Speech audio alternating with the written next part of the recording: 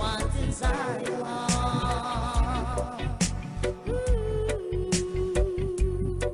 Wanting Zion.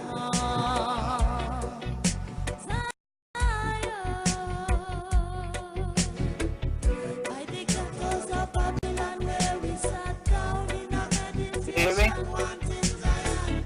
I think that goes up Babylon where we sat down in a meditation. You get it. Wanting Zion. I think you get it. Okay.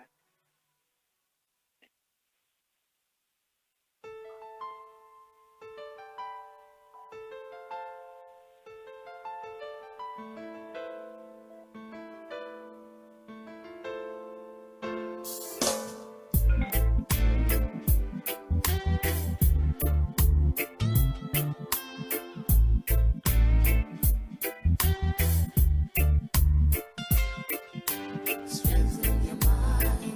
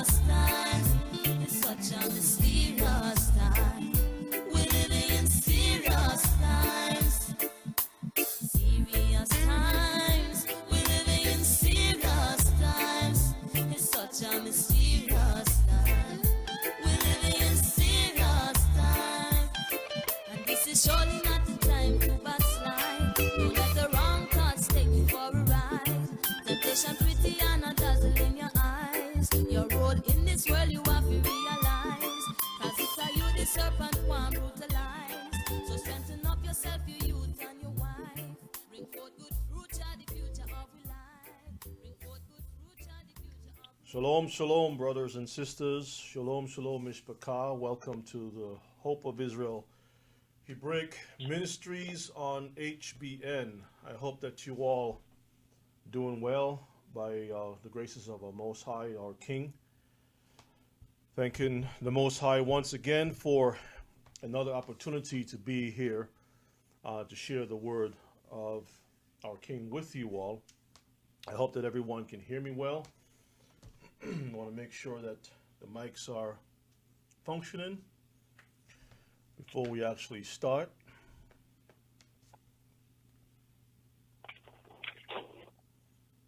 I hope that everyone can also see me on the live stream.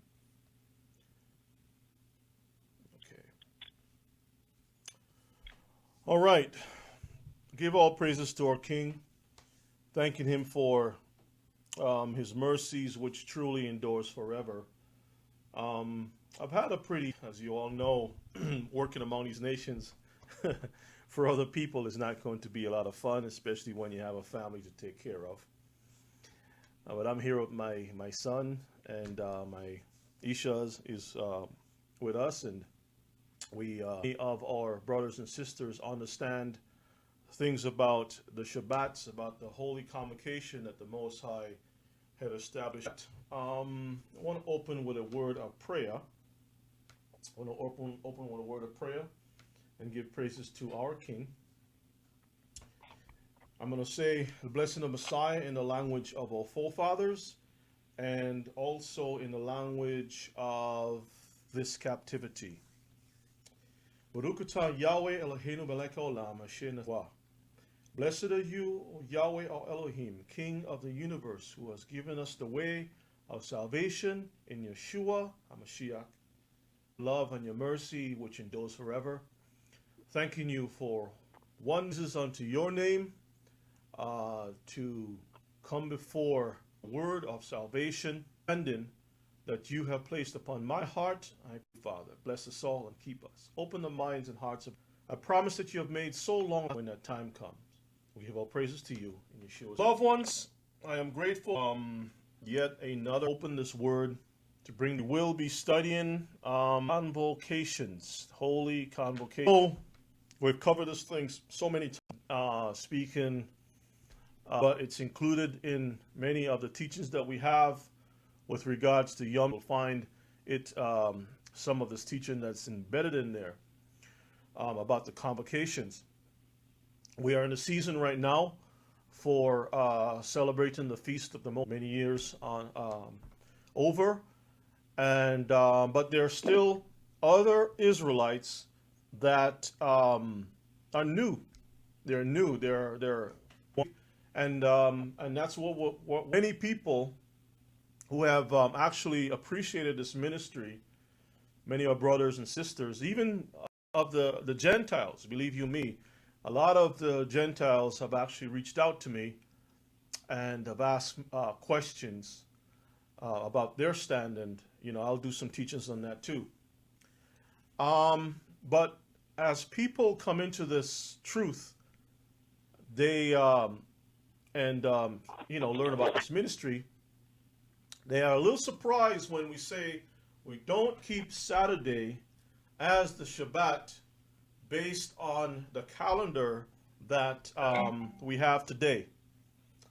And so they're a little bit surprised, and sometimes they're a little bit confounded. They're saying, well, I love the teaching, but it's a hard thing for me to accept because I've heard this, I've heard that, different negative things. I've seen people speak about this. I understand because I was there before. But we're going to use the scriptures. We're going to use a little bit of history to get a better understanding about the convocations. And I'm going to spend a little more time as far as the count of the Most High, the count, to get into that understanding about the calendar. Just to give kind of like an overview of some things about the holy convocations. And some of the teachings about the convocations we will have when we celebrate like Yom Kippur, which is coming up, and also the Feast of Tabernacles, the last great, a little deeper teaching long ago. And we went into some things. You can actually see the video on live stream and get some understanding on that, different perspective about Yom Teruah. So you will be able to learn some more. And I don't expect everyone to just embrace this understanding. There's no way that you're going to come in, and not unless the Most High, the Ruach HaKodesh, has touched your heart directly.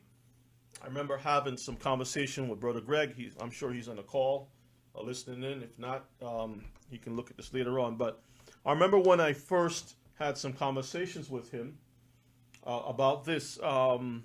He paused for a moment, and then he went back and he analyzed it, and he says, yes, that's correct. And he was able to come to that understanding quickly, but not everyone runs at the same speed. So we're going to do our best to open up this this topic as careful as possible. Maisha is going to help me with the reading, and Adam, also my son. And you know, we will open the lines, and feel free to ask questions. I don't expect, it depends, I guess, on the question. Some things will be answered right away. Some things will come back and analyze. And sometimes certain questions you just can't answer right away. And to be honest with you, the approach that I take the approach as providing food for our people. In other words, if I'm going to give someone something to eat, I want to make sure it's wholesome. It has all the vitamins, minerals. I mean, it's going to be properly presented. I don't believe in giving people snacks, snack scriptures. You know, if you like this ministry is a vendor machine where you pop in 50 cents or $1 and you get a Coke and you get you know, some chips, and then you're on your way, and then later on you're starving or your body's sick. That's not what we do. We if you give us a question, we will take the time. We will turn that into a class probably. You know, if you got an hour or two, then that means to say that you're serious about nutrition. You're serious about this word. We don't have a problem. But if you're just want to throw a quick question and run out of the room because you don't like what you hear, or you know the answer doesn't fit you, then this is not for you. You know, this is for people who wants to learn, who is serious about the word, and whose hearts are open for the Most High to do some work. Okay, so I'm not trying to convince anyone. I'm not trying to force anything. Everyone receives food according to their ability, according to what they can intake in their bodies. Okay, so with that said, let's get right into our class. Hopefully there's no audio issues like we had last week. Oh, just to remind everyone, if you're on a call listening in and you have any background noises, please put your phone on mute until you have something to share, so we can minimize the excessive noise or any interruptions, because I know sometimes we like to have our phone on speaker and then you have folks around you that may say something or some noises and stuff. So let's try to control our environment as much as possible. All right, so hopefully you can see the picture of the background with stars, and there's a sun behind that. You probably can't see the sun, of course, but it's there. It's just, you know, the light of the sun, the stars. But you see dead center, there is the moons. You can see a sequence of moons, the cycles of the moons. You see the large moon in the middle. The man is blowing a shofar. He's in his garments. And you can see the phases of the moon. So this pretty much sets up a message so that you can see and visualize that when the system that we're going to talk about or discuss tonight is a clock system. It's simply a clock system, okay? Like the hour hand, the minute hand, and also the hand of a second, which is part of timekeeping. So the phases of the moon also acts like a clock. So this is just simply to give you some visuals, and we will do some comparison with the scriptures. Okay. So the first thing we're going to look at is etymology of the word holiday.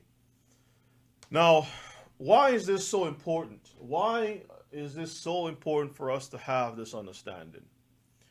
First of all, brothers and sisters, we have to understand what our King, we have to come to the knowledge and understanding of the ways of the Most High. He created a universe. He made things for reasons. Everything has its function, nothing to be neglected. The pig has its function on this earth, the vulture, the sheep, the birds, you name it. Everything has its function. The wind is there for a reason, even though you can't see it. We need the wind. We need the light. We need everything, okay? Everything has its use. Now, one of the things that the Most High made, and we will get into that, is, of course, the sun, moon, and stars. And with that, he also creates something called festivals, feast days, or convocations, assembly, times of assembly. Now, it's not a coincidence, and we talked about this in some of our previous classes, that they're all interact. They're all related to the cycles of agriculture, the springtime, the summer, the fall, and also the winter, right? But the three seasons in particular, they all work with the system, the solar system that the Most High had set up. And with that, he also designed what you call holidays, what the world will call holidays, okay? Now, when the Most High set up his appointed times, we know that the ruler, Satan, according to the book of Ephesians, I think it's chapter 6. Let's go there real quick if you can grab the mic. And let's go to Ephesians, I think it's chapter 6, where, you know, the one that I'm looking for with the principalities. We know that we operate in a system right now. This is Ephesians chapter 6, verses 12. Just verses 12. That's all I need. Actually, 12 and 13. Okay. Yeah, go ahead and read for me, please. For we wrestle not against flesh and blood, but against principalities, against powers, against the rulers of the darkness of this world. That's right. Against spiritual wickedness in high places. Mm-hmm. Wherefore, take unto you the whole armor of God, that ye may be able to withstand in the evil day, and having done all, to stand. And the only way that we can stand is by the word of the Most High. Basically, what H.I.L is trying to bring to mind is that we're operating in a system right now that is controlled by the powers that be. Satan is the head, the chief. Even when you read the book of Matthew chapter 4, if you can turn there real quick, where when Yeshua was being tempted, just get that part that we need to show how he's in control of this world right now, the system of this world. So we have to remember, brothers and sisters, that the hierarchy, you got Satan, and then Satan has his angels, and then they communicate different orders or directions to the nations of the earth, the leaders of the earth, those who are connected. And then those people institute or implement the plan of this principality, okay?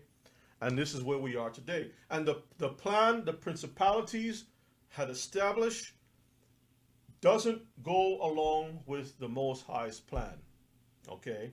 It doesn't fit his plan. So what we're going to do is to look at what the Most High says versus what the system of the world is doing, and we have to make a decision what we want to do. Do we follow him with all sincerity of our hearts, or do we not follow him? And I know for some people, as we go through this, you may be asking yourself certain questions. Well, how can I follow the Shabbats according to what you teach, Rebbe? And believe you me, brothers and sisters, I have been there. I am living it right now. And I will tell you right now, it can be done. It can be done. The Most High is true to his people. His ear is always open to our cry, and he's always there to help us. Okay? All right. So, can you get Matthew chapter 4 for me, please? Okay, and give the verse. Verse 4, it Okay. starts. It was 3 and 4. Okay, go ahead and read. And when the tempter came to him, he said, If thou be the Son of God, command that these stones be made bread. Mm-hmm. And he answered and said, It is written, Man shall not live by bread alone, but by every word that proceedeth out of the mouth of God. And that's how we are supposed to live, brothers and sisters, by the word that proceeds from the mouth of our King. Read on. Then the devil taketh him up into the holy city, Mm-hmm. and setteth him on a pinnacle of the temple, Mm-hmm. and saith unto him, If thou be the Son of God, cast thyself down. For it is written, He shall give his angels charge over thee, and in their hands they shall bear thee up, lest at any time thou dash thy foot against a stone. Uh-huh. Yeshua said unto him, It is written again, Uh-huh. Thou shalt not tempt the Lord thy God. Again the devil taketh him up into an exceeding high mountain, and sheweth him all the kingdoms of the world and the glory of them, Uh-huh. and saith unto him, All these will I give thee, if thou wilt fall down and worship me. Then saith Yeshua unto him, Get thee hence, Satan, for it is written, Thou shalt worship the Lord thy God, and him only shalt thou serve. All right, so the devil said to him, all the kingdoms of the world and the glory thereof, all the kingdoms, I'm going to give to you. Now, you can't make an offer unless it's in your hands, in your power. Okay, and one thing that we must understand, that every kingdom of this world has a calendar. Okay, either they unite and have one type of system, religious system, and things like that, or as an individual system or kingdom, they have their own calendar that helps to govern the daily ins and out, the commerce and things like that. So, this is just proof, brothers and sisters, that the devil is in control of this world for a certain time. All right? And the prophets has declared his time will soon be up. Now, the etymology of the word holiday comes from the Old English word Halegdag, holy day. The word originally referred only to special religious days, but in modern use it means any special day of rest or relaxation, as opposed to normal days away from work or school. Okay? So in time past, the word holiday originally dealt with religion. Okay? Now this is very important, because what we have to understand is that the days of the days that we call holidays on the map, on the calendar, which is a map, there is an origin. Okay, for example, when we see like Valentine's Day, that's actually a religious. There is a religious connection. Okay, so pretty much what we have to understand, brothers and sisters, is that the day that you worship denotes the God in whom you worship. I hope that makes sense. And we will see what the scripture actually says on certain things, and what how the Most High feels about certain things. Now, we're not going to cover all of it, of course, but we will go as far as we can with our study, and we will continue. So, with that said, I have up on the screen some of the U.S., for example, for this year, some of the federal holidays, like, for example, New Year's for the United States begins at January 1st. All right? And so, January 1st, the beginning of a new year. But I know some of you all already familiar with the idea and the understanding that this doesn't make any sense. Okay? It's the middle of winter, number one. And how can the year begins when the government, religions acknowledging that to be the beginning of the year, at the same time, they're speaking about springing forward. Set your clock to spring forward, or, life springs from the earth, and therefore spring is the birth and renewal and things like that. So there's a contradiction. Now, the Most High doesn't operate like that. He doesn't operate with contradictions. It's either yes or it's no. There's no gray area of operation. That's how the devil operates. He likes to give you, have God did say, but, he doesn't want you to know that, you're going to be as gods. So he throws a little something in there. Yeah, cast yourself down and the angels will pick you up. So he's using the words, the Most High's own words, to kind of deceive people. All right? So we will let the words of the Most High either open our understanding, okay, and hopefully that should be the case tonight, or let the Most High be praised. All right?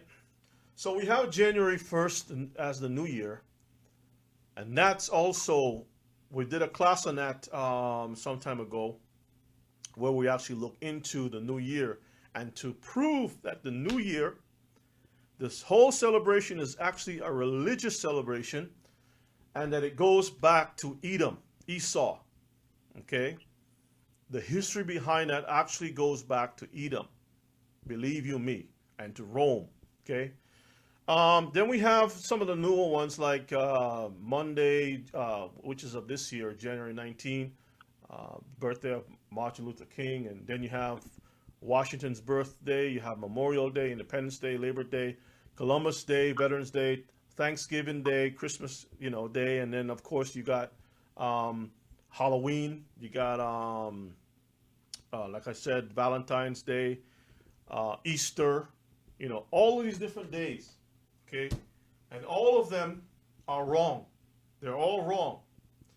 We got to see what the Most High says in his own words, and especially if you're coming from a Christian, Pentecostal, Baptist, Methodist, whatever background, and you have a problem with the Tanakh, or the Tanakh is basically all of the Old Testament, so what the world calls the Old Testament, or the Torah, which is just the 5 books. If you have a problem with that, then you have no foundation whatsoever. All right? Everything that the disciples were speaking on or about were based on the Torah and the prophets, which is called the Tanakh. They never had a New Testament Bible. They wrote letters based on the knowledge of the scriptures. The word scriptures can only be applied to the Tanakh. The rest of the Bible are simply letters, okay? Letters, or references that refer back to the Tanakh, okay? That's a whole different class. We're not going to get into that. So, where do we go, at least tonight, to get a better understanding about the Convocations? We're going to go to Leviticus chapter 23. We're going to start at Leviticus 23, also known in Hebrew as Vayikra. Leviticus 23, and we're going to start at verses 1. Leviticus 23, verses 1. All right, so you can turn there with me. You can grab your pens and your papers and things like that and write these things down. If you don't know these things, write it down.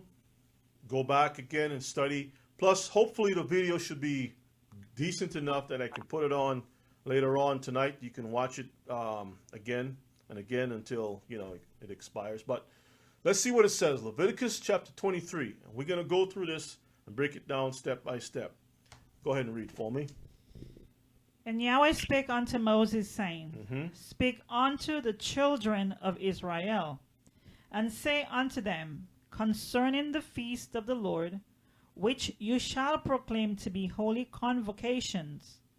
Even these are my feast. So the Most High is speaking. He's asking Moses to speak not to everyone, but to who?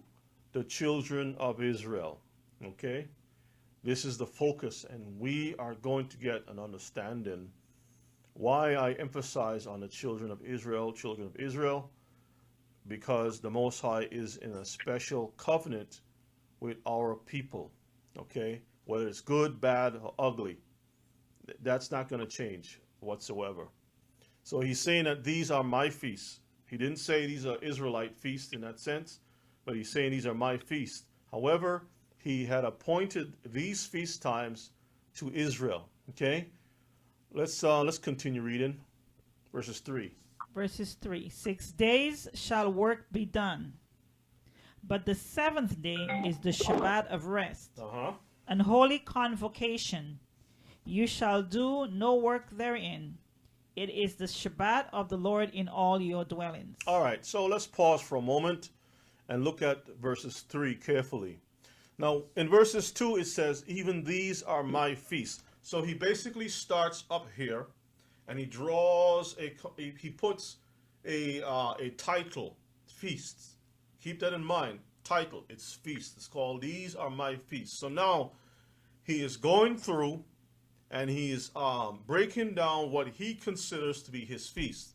Now, what the problem is that some folks have is that they want to separate the Shabbats from the other feasts. Okay? They want to separate the Shabbats from the other feasts. You don't do that. He didn't say, well, this is the Shabbat that is fall on the weekly cycle, and then these are my feasts over here, which is going to be seasonal. He didn't do that. He put one category, one title, which is these are my feasts. Okay? Now he says in verses 3, 6 days shall work be done.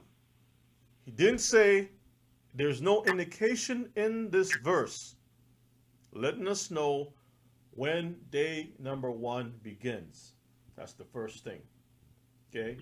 So we can't run and say, all right, Saturday, it's Saturday, or Sunday. No, we can't do that. It doesn't say that. Okay? 6 days shall work be done. Doesn't tell you how it runs. Okay? But the seventh day is the Shabbat of rest, okay? And holy convocation, a gathering or an assembly.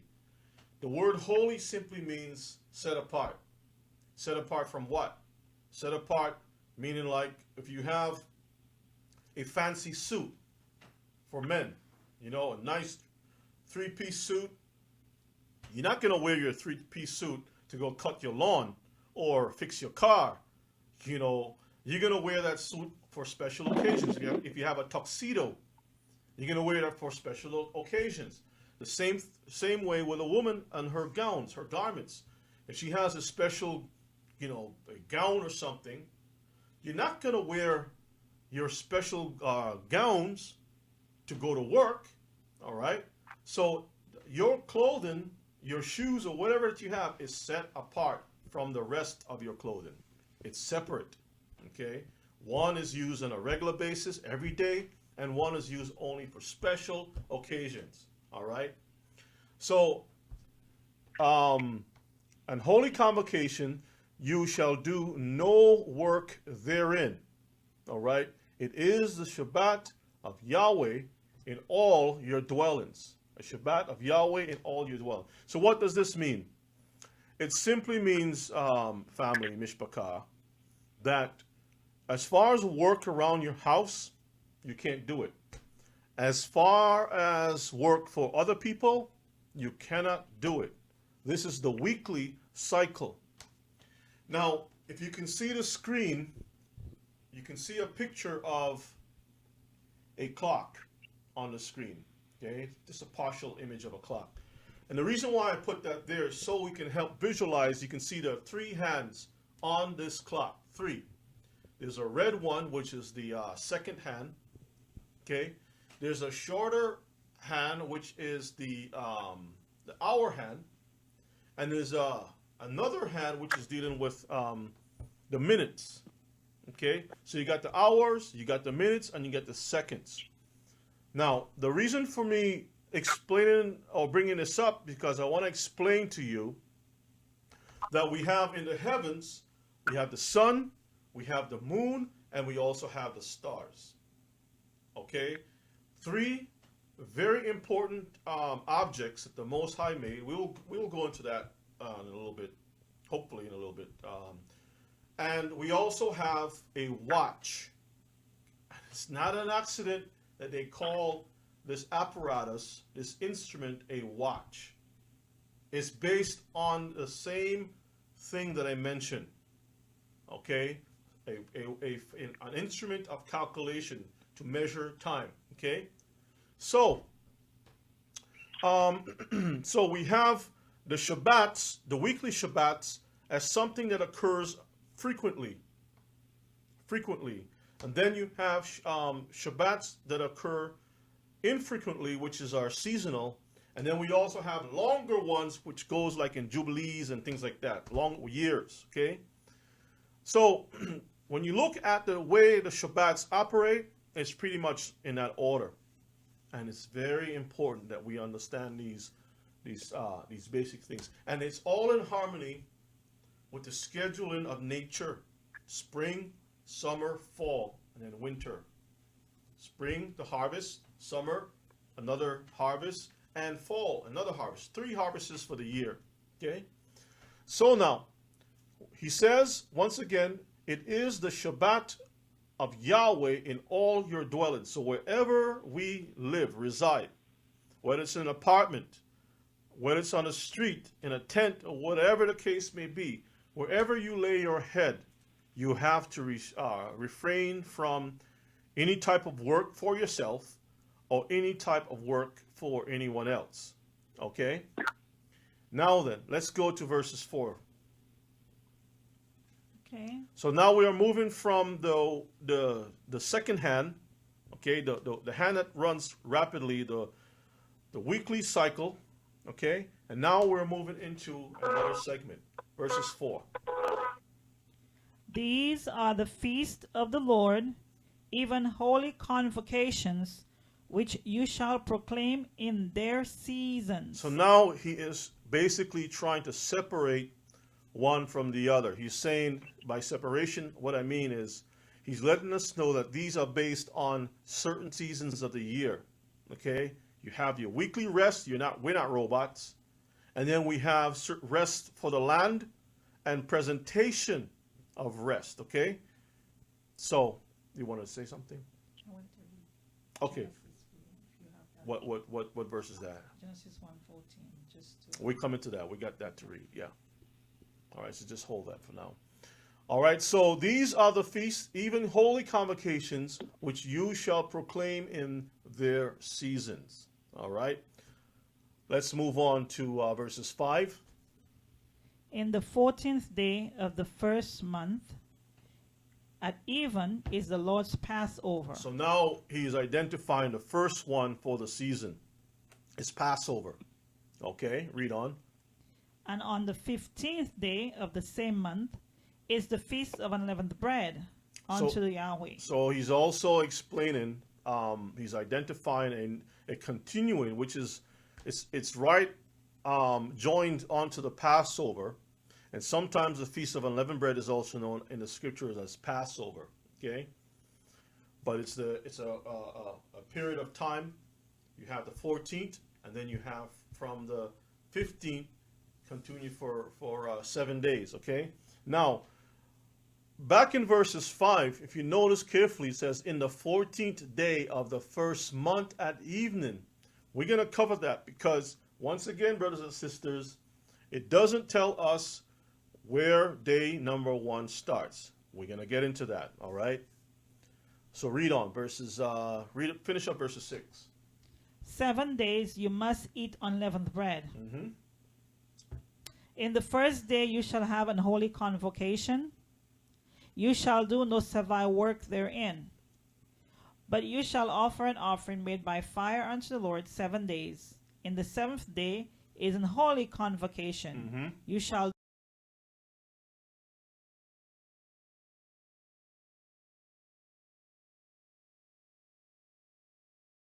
Son wanting Zion, by the ghettos of Babylon, where we sat down in a Shavuot, which is also known as Pentecost by the world. These are all okay. So, what is a counterfeit for that? Mm-hmm. you shall do no servile work therein. So what he's saying is that when it comes to the 15th, once again you have to know how to arrive to the 15th. So on the 15th, that's going to be a Shabbat. On the 16th you can work.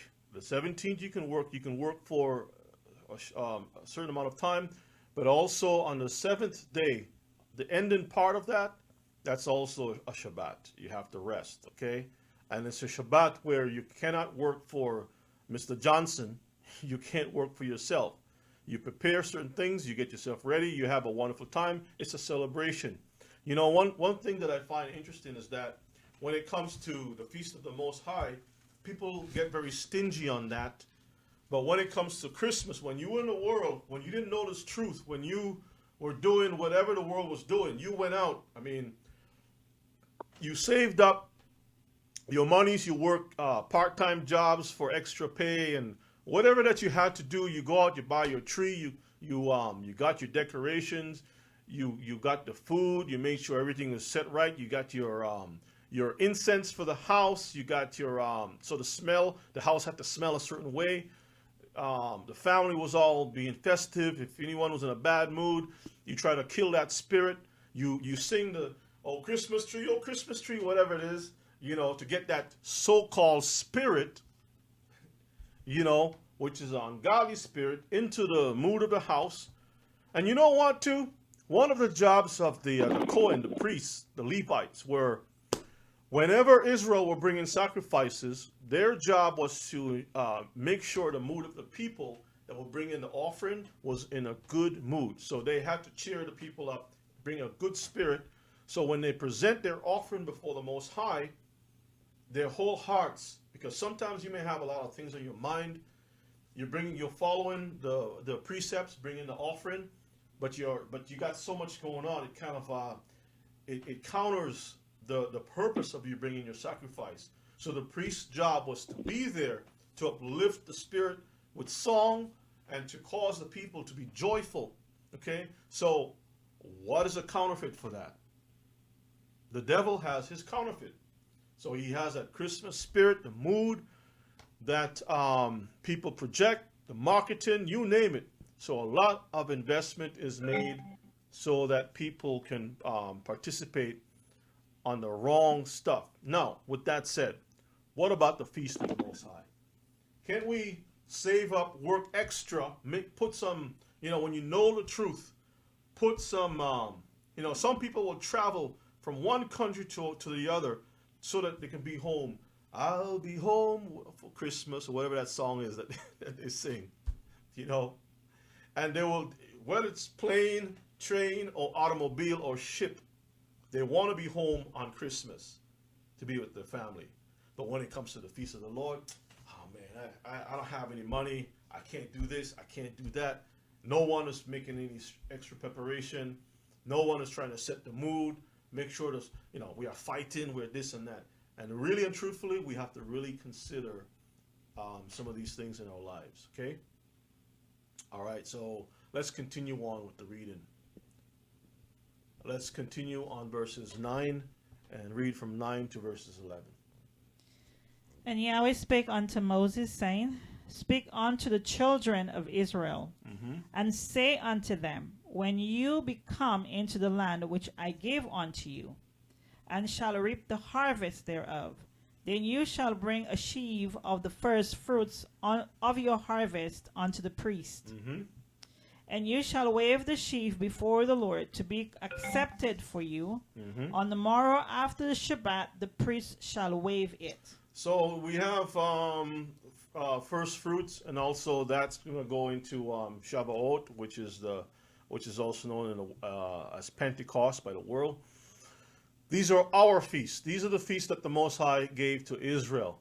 These are the holy convocations that we can celebrate. We can have a wonderful time with the family. We can do a lot of wonderful things. Take some time off and celebrate our King.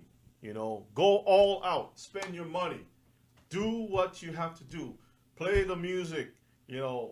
Just have a wonderful time. It's a joyous occasion by our King, okay? All right. Let's go to verses 12 and 13.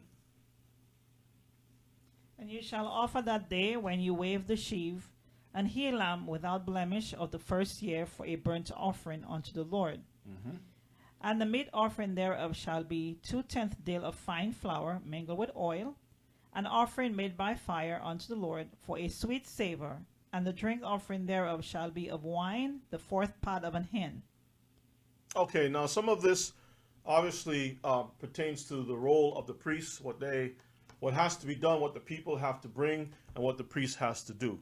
Now, one of the questions that people that bothers a lot of people, it bothered me at one time in the past, but the Most High was able to answer my question by showing me in prophecy with regards to the feast. Now, it said, for example, we are not supposed to keep the feast because the feast has certain drink offerings and certain sacrifice, and we don't have a temple, we're not in Jerusalem, and all these types of things people bring up. Now remember, Leviticus chapter 23 starts by saying, these are the feasts of the Lord. The first feast mentioned of the Lord is the weekly Sabbath. The weekly. Now, for those of you who go to the Adventist Church, Church of God Seventh-day Baptist, or any of the Seventh-day Saturday religions, ask yourself a question. Are you doing any sacrifices? Are you doing any of the ordinances on that particular day, on Saturday, since you believe that Saturday is the Shabbat? Are you doing a sacrifice? Because many people are unaware. Numbers 28. Yeah, Numbers 28. Let's go there real quick. Numbers chapter 28. A lot of people don't know that it was a requirement for Israel. Now, Numbers 28 gives the breakdown of all the sacrifices that goes with the feast days. It starts off the same way Leviticus starts off. It starts off by identifying the weekly Shabbats, and then it goes into the seasonal Shabbats, okay? So let's see what it says. Let's go down to, let's start at verses 9. Numbers chapter 28 and verses 9. Now, what you can do is that you can see the parallels by comparing Numbers chapter 28. You can compare that with Leviticus chapter 23, okay? Let's go into it. Numbers 28, verses 9. And on the Shabbat day, 2 lambs of the first year without spot, and 2/10 deals of flour for a meat offering mingled with oil, and the drink offering thereof. This is the burnt offering of every Shabbat. Of what? Every Shabbat. Every Sabbath. And if you want to put it in the modern usage, with the modern calendar, you can say it's every Saturday for those people who practice the Saturday Shabbats, okay? So are you doing that? Finish and read. Finish that up, please. Beside the continual burnt offering and his drink offering. All right. Besides the continual burnt offering means when you read from verses 1 to verses 8, that's the sacrifices and offerings that has to be done on a daily basis. So on top of those that you already have to do, that's mandatory on a daily basis, you do an extra one for the weekly Shabbats and also for the seasonal Shabbats. So when people bring up the issue about, well, brother, you know, we don't keep the feast because X, Y, and Z. No temple, no priest, burnt offerings, and such like. I says, okay, all right, no problem. So why are you still keeping Saturday as a Sabbath? Isn't it required the same way? Did the Most High, you know, break off a piece and say, okay, this is eternal and this is no? He didn't say that.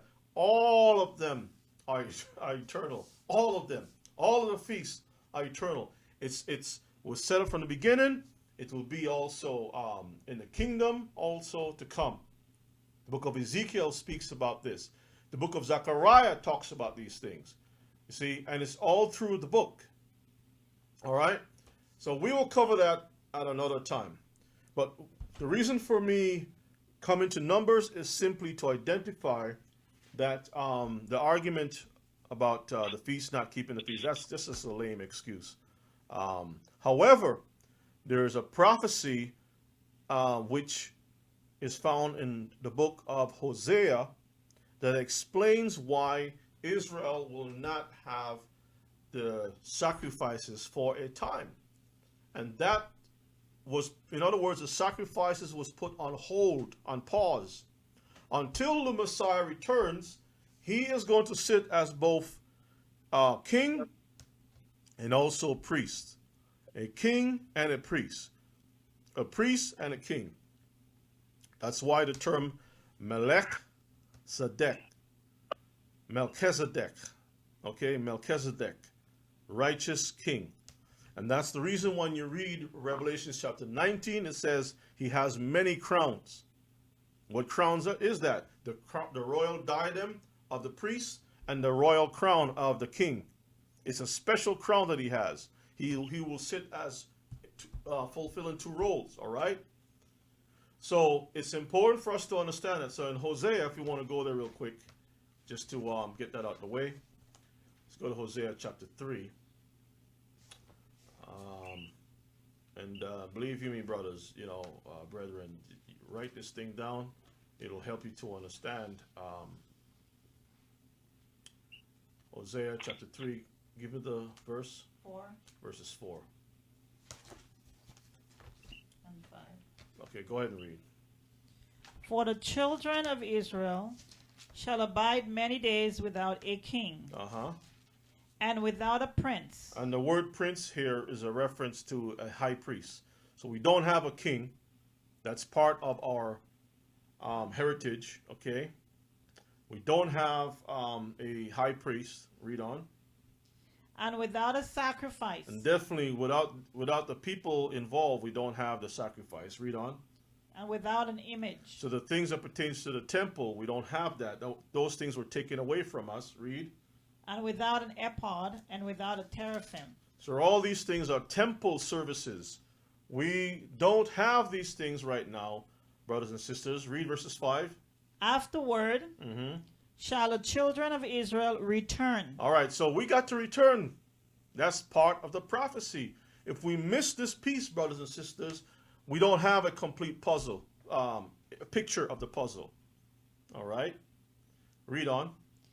And seek the Lord their God, and David the king. So to have David, or to have the Messiah, the beloved, the Messiah as the king again, right? He has to return. So beforehand, we had no king. Now we have someone that's going to return. It doesn't say David their king and a high priest. It says David their king. Why is that? Because when you read the story of David, his life, David did some things that was only allowed for the priests. I'm not going to give it away. That's another class. So the Messiah is going to sit both as a king and also as a priest. All right? So it doesn't say priest because the word David here is the Messiah, the Moshiach, and he carries both roles, okay? So this is when he returns. When we return, then he will return. Read on. And shall fear the Lord and his goodness in the latter days. And the goodness is having all the curses removed from us, and we are restored again. See? So this will happen in the last days. So what does this mean? That we don't celebrate the appointed times? No, brothers and sisters. We have to still remember the appointed times. Even though those things have been removed from us, we still have to remember those appointed times. Okay? You want to say something? We have to present our bodies, as Romans 12 chapter 1 says. We have to present ourselves, our bodies, as a living sacrifice, unto the Lord until then. That's right. Until he returns. So that's another class also. And even the book of Hebrews goes into the question, well, we don't have the sacrifices. We don't have a high priest. What do we do? And historically speaking, I know that in the King James and other among the theologians, they teach that times. No, brothers and sisters. We have to still remember the appointed times. Even though those things have been removed from us, we still have to remember those appointed times. Okay? You want to say something? We have to present our bodies, as Romans 12 chapter 1 says. We have to present ourselves, our bodies, as a living sacrifice, unto the Lord until then. That's right. Until he returns. So that's another class also. And even the book of Hebrews goes into the question, well, we don't have the sacrifices. We don't have a high priest. What do we do? And historically speaking, I know that in the King James and other among the theologians, they teach that the book of Hebrews was written by Paul, and that's not true as far as history is concerned. When they were translated in the book of Hebrews, they had an issue. They didn't know actually who wrote it. As a matter of fact, when you look at some of the letters, you can see that Paul didn't write a lot of the letters. You can see other people actually wrote the letters. Okay? So, the point is, brothers and sisters, is that we have a lot to learn. Okay? We have a lot to learn. Okay, so let's get back into Leviticus 23. And let's pick up as far as the pick up at verses 14. So the book of Hebrews, we're dealing with the question of, well, we don't have all these things. What do we do? And so the book of Hebrews actually explains that the Most High, Yeshua, has taken that role to himself now. So we don't have to worry. We can have we can have some comfort in our lives. Okay? So that's what the book of Hebrews is all about, especially knowing that Jerusalem was to be destroyed. What do we do? Our homeland is destroyed. We're scattered. How do we operate? We don't know of any other system. So Hebrews was written to give us words of comfort. Okay? Leviticus 23, verses 14 to verses 16. And you shall eat neither bread nor parched corn, nor green ears, until the selfsame day that you have brought an offering unto your God. It shall be a statute forever throughout your generation in all your dwellings. Right. Continue. And you shall count unto you from the morrow after the Shabbat, from the day that you brought the sheaf of the wave offering. 7 Shabbats shall be complete. So all these brothers and sisters are the protocols as far as the times is concerned, the appointed times, how the Most High set everything that is tied to agriculture. It's tied to when he shows up, expecting the gifts. You know, a lot of times we look at certain cartoons, certain movies and stuff, and they show you in the world that some God will show up, and he's expecting the sacrifice to be, maybe it's a virgin girl or something or whatever it is. And so everyone is like getting themselves ready because they want to make sure that they satisfy the God that they worship, okay? And because they know, they're very afraid, they know that this demon shows up at a certain time. If they don't get this sacrifice on schedule, all types of things will happen. Now, that's basically Halloween in a nutshell. Okay? So, if the world understands that they have to show up at a certain time to do their sacrifices, to their appeasement to their gods that they serve, what about the one and true living God? Doesn't he have a set time that he appears in the spirit, that he sets aside everything else and says, I'm scheduled, this is an appointment, okay, that I must present myself to receive these gifts. Don't you think don't you understand this is what the Bible is talking about? All right? That's the key thing. All right, so let's continue. What verse you stopped at? 16? Okay, read on. Even unto the morrow, after the 7th Shabbat, shall you number 50 days. So you got 7 Shabbats shall be complete, and then you have to do a count process. You have to number and count, and then you come to 50 days, all right? So, read on. Finish that up. And you shall offer a new meat offering unto the Lord. He's given us directions, instructions of how to operate. Now, do you know when you buy a new car, the dealers themselves set the appointment for you ahead of time? They schedule in the appointment so you can bring your new car in and get the oil change and get the tires rotated and different things so that your car could be running at the optimum. So you will make sure that you pencil in on your calendar, okay, in your appointment book, that I have to bring my brand new car to the dealer to get service. We want to make sure that we show up for our dental cleaning or yearly checkups. We always try to schedule things, but when it comes to the Most High, we don't see that the Most High operates on certain protocols, certain instructions. We don't see that. We know if we don't go get our teeth or toothbrushes cleaned on time, we might have dental problems. Maybe might have buck teeth, or maybe who knows what can happen. Maybe this tooth will just go in a different direction. You never know, right? So you make sure that everything is on time and on schedule, because you know that you want to have the best.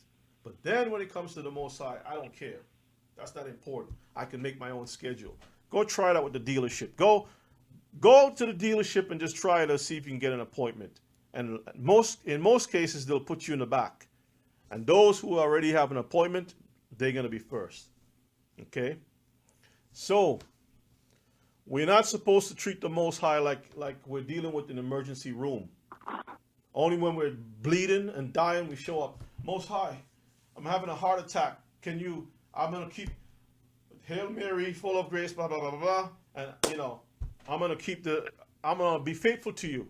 And boom, my son, here's a pill. Here's the triage surgery and things.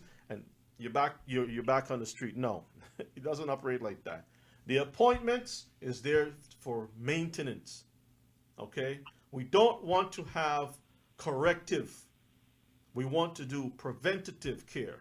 Preventative care is always the best. All right, let's go to verses 17, from 17 to verses 19. Leviticus 23, 17 to verses 19. Read on. You shall bring out of your habitation 2 wave loaves of 2/10 deals. They shall be of fine flour. They shall be baked with leaven. So he's given instructions once again as far as the offerings, sacrifices are concerned. Read. They are the first fruits unto Yahweh. Uh-huh. And you shall offer with the bread 7 lambs without blemish of the first year, and 1 young bullock and 2 rams. They shall be for a burnt offering unto Yahweh, with their meat offering and their drink offerings, even an offering made by fire of sweet savor unto Yahweh. Mm-hmm. Then you shall sacrifice 1 kid of the goats for a sin offering, and 2 lambs of the first year for a sacrifice of peace offerings. All right, let's go to verses 20. And the priest shall wave them with the bread of the first fruits for a wave offering before the Lord.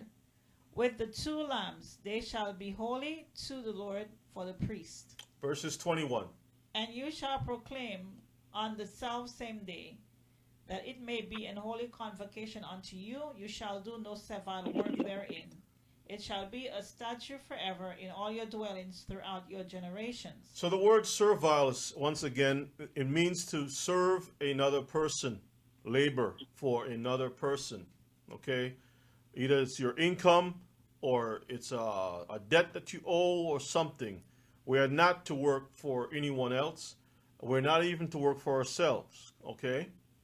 Let's go to verses 22 to 24. And when you reap the harvest of your land, you shall not make clean riddance of the corners of your field when thou reapest, neither shalt thou gather any gleaning of thy harvest. Thou shalt leave them unto the poor and to the stranger. I am Yahweh your Elohim. So these are the rules or the instructions that the Most High set up. And let me tell you, this system that he had was so perfect. No one in Israel starved. No one in Israel was living off of food stamps, welfare, or anything like that. Because if I, for example, I am a landowner and I have 20 acres or 100 acres of land, and I'm growing corn, I'm growing barley, I have different, each area is separated for different types of crops. The area around the field for that particular type of crop, I couldn't touch. That belongs to the Most High. And the Most High set it up so that that percentage of land went to the poor. So if a person was poor, if a stranger were passing through, it could be a non-Israelite stranger, or it could be a stranger from another tribe. Maybe he's journeying from another tribe, okay? And they want something to eat. We had to not touch. We had to leave that area. I would have to leave that area. And let me tell you how deep this is, okay? And this is why it's important for us to really have a good teacher. Now, it is the role of the priest to monitor each person's property, to go through and make sure that the boundaries are set properly. It's no less, it's no more. There's a certain measurement of the field that's allowed for the poor. So the poor couldn't travel across these boundaries and come into the middle of my field and pick whatever they want. They couldn't do that, okay? But they're allowed to go a certain area, and I couldn't go and send my men over into the area for the poor and take anything. That's for the poor, for the widows, and people like that, okay? So, so there's so much for us to really go into, to learn, to understand that the priests were the government workers. They took care of the health, the pulse, the health, the blood flow of the whole house of Israel. That's the reason why they were set up in all different provinces of Israel. Like our bodies have, we are arms, legs, a head, and things like that. And we have the veins running all through the body. Little tiny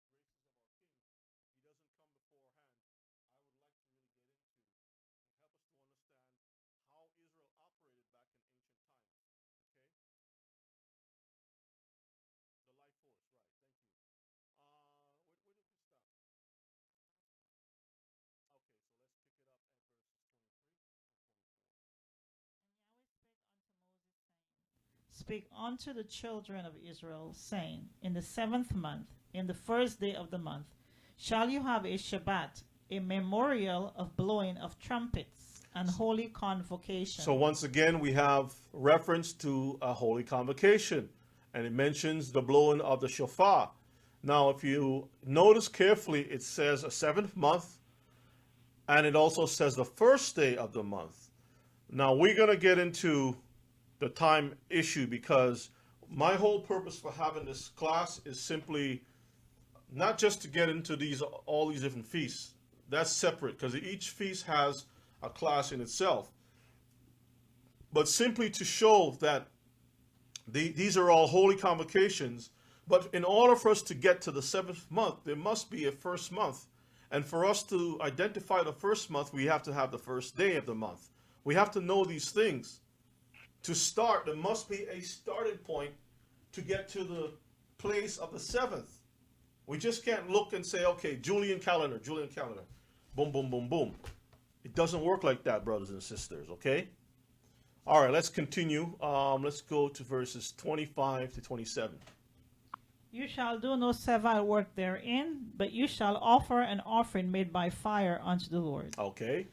And Yahweh spake unto Moses, saying, In the 10th day of the 7th month, there shall be a day of atonement.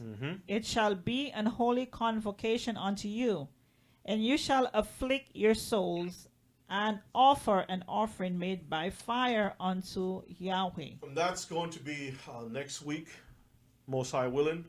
We're going to gather for the Yom Kippur, or the Day of Atonement, where we will begin our fast, as the scripture says. No food, no drink, a complete fast, okay?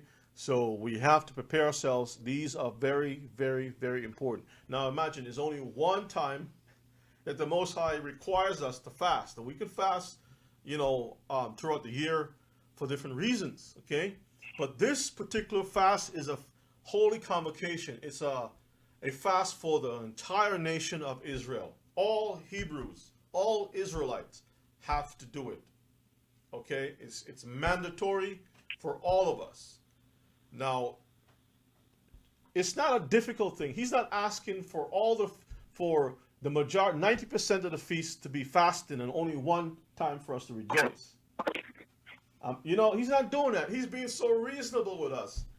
But yet we have a problem to fast for 24 hours or for a night and a complete day. We have a problem to fast from one night to one complete day. And we got to work ourselves in such a way to break the spirit of laziness and being sluggards. Because if the doctor says, hey, for 48 hours, or 3 days, no food, no water for 2 days.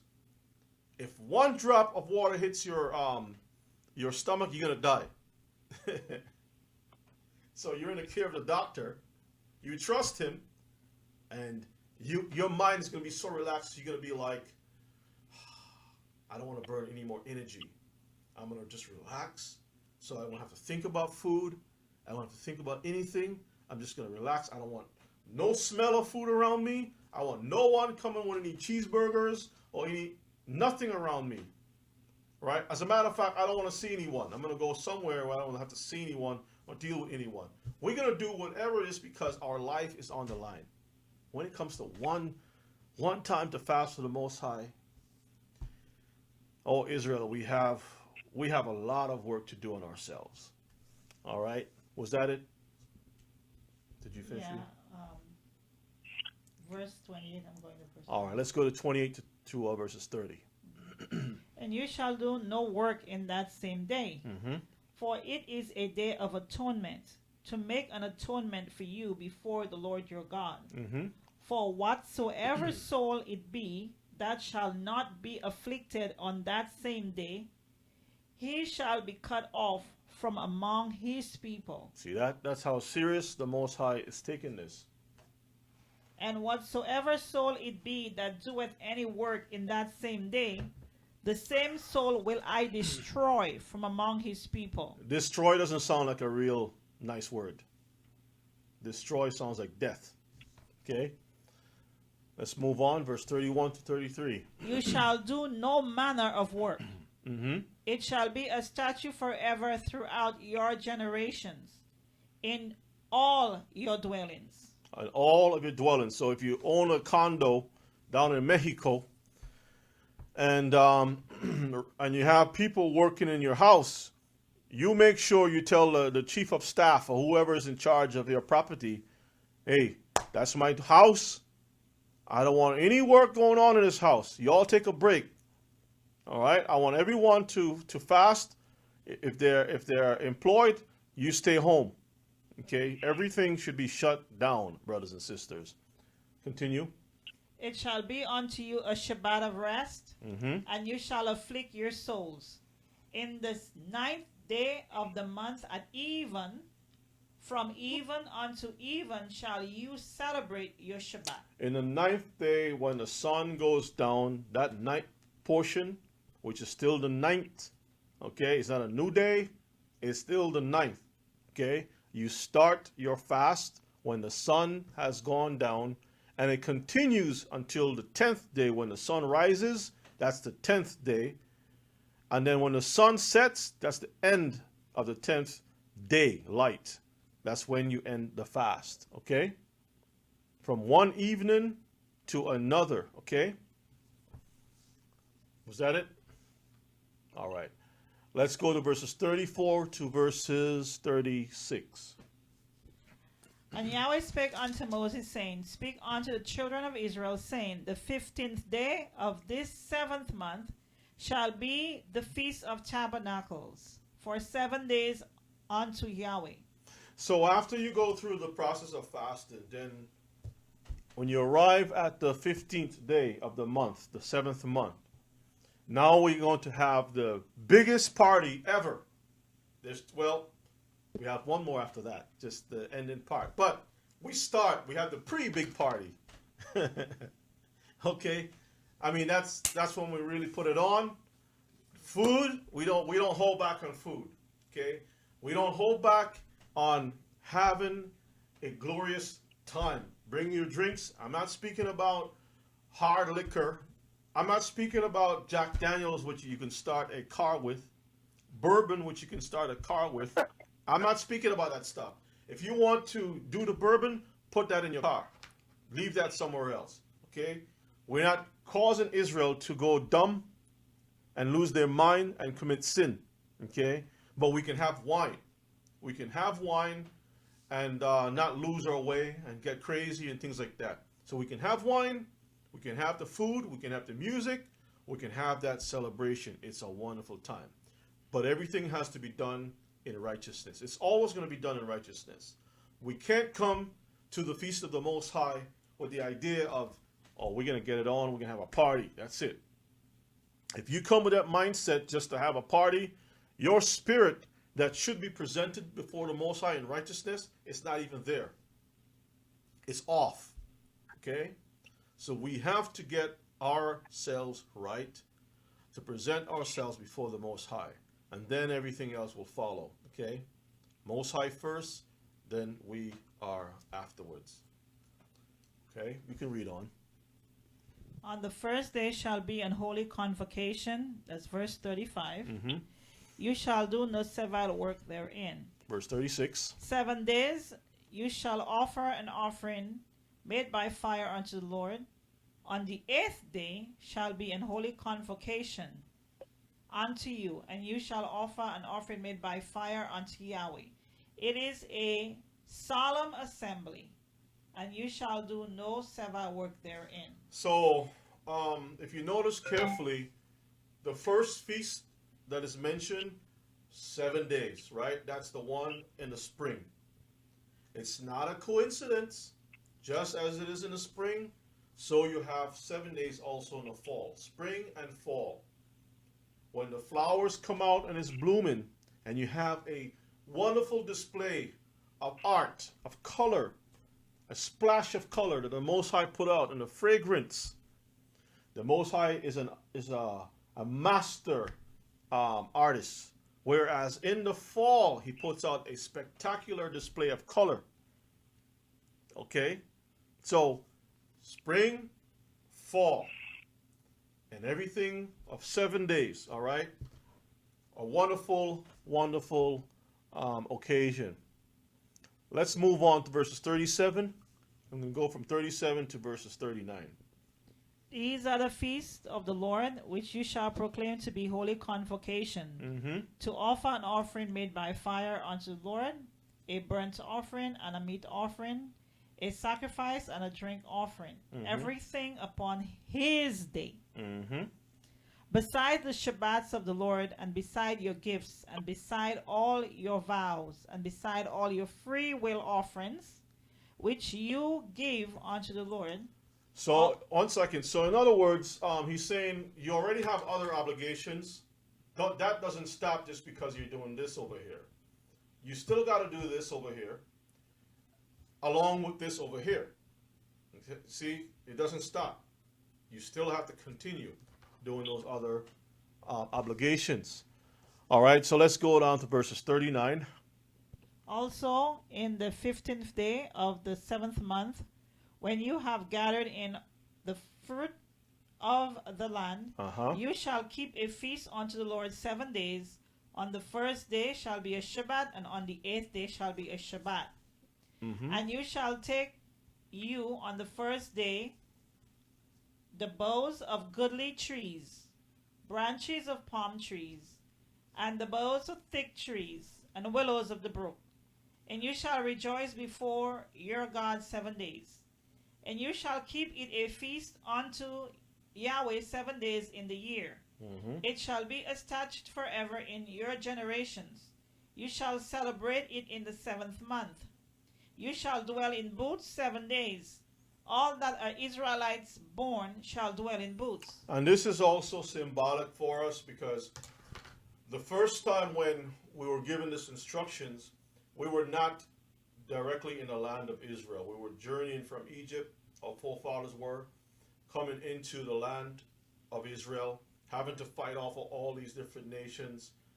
But we dwelt in tents, or we had to actually cut branches of certain trees and put them together and make this temporary housing.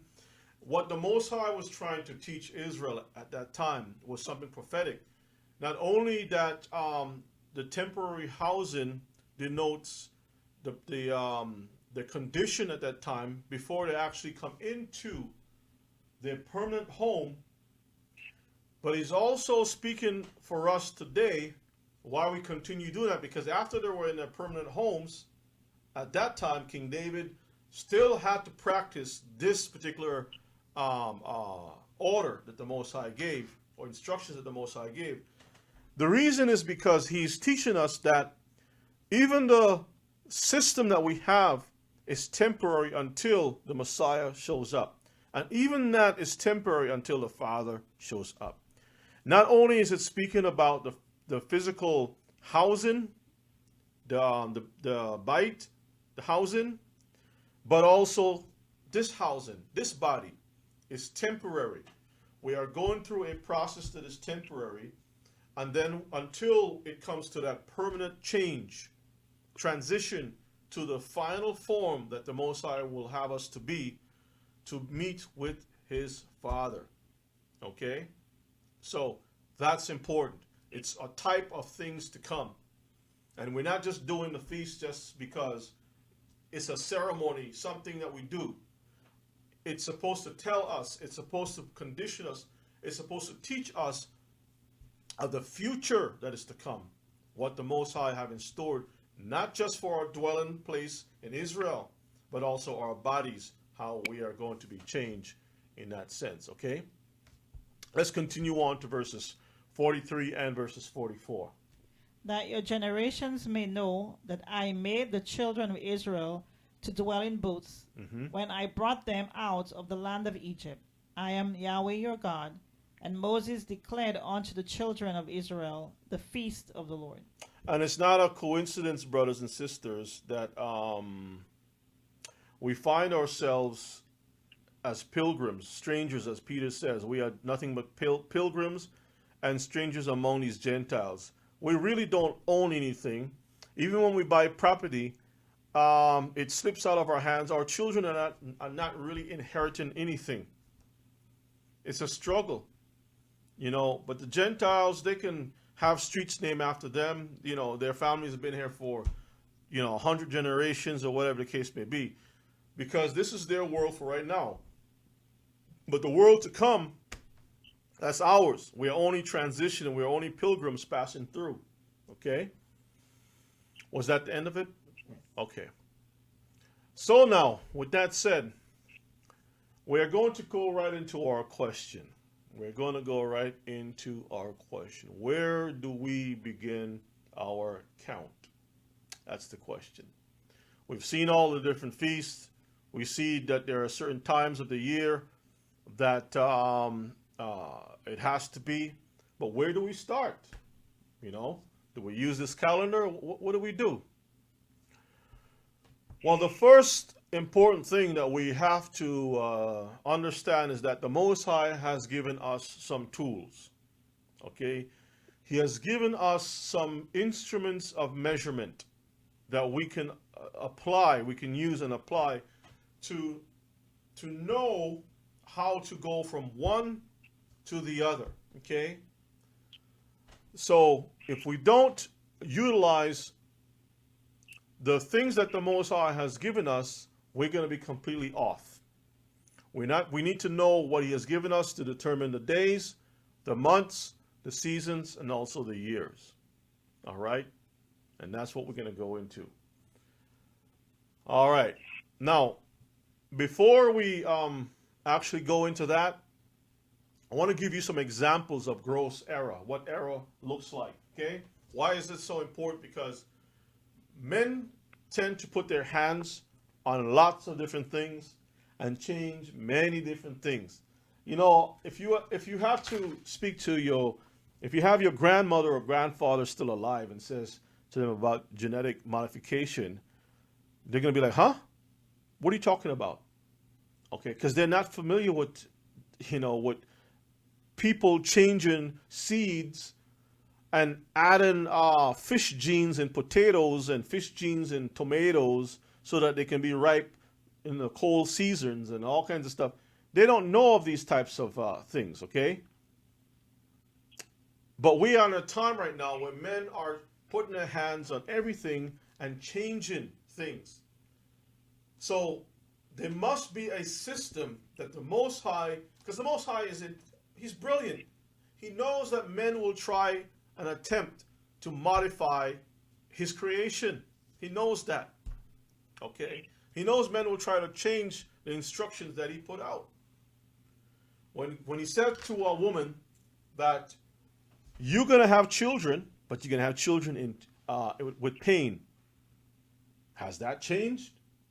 Every single woman, at least I can say 99.9%, maybe some very unusual ones that are born that don't feel the pain, but 99.9% of the women born, females born, who can have children or even have a cycle, they go through pain. Anything that pertains to a cycle pertains to the signs or the ability to have children.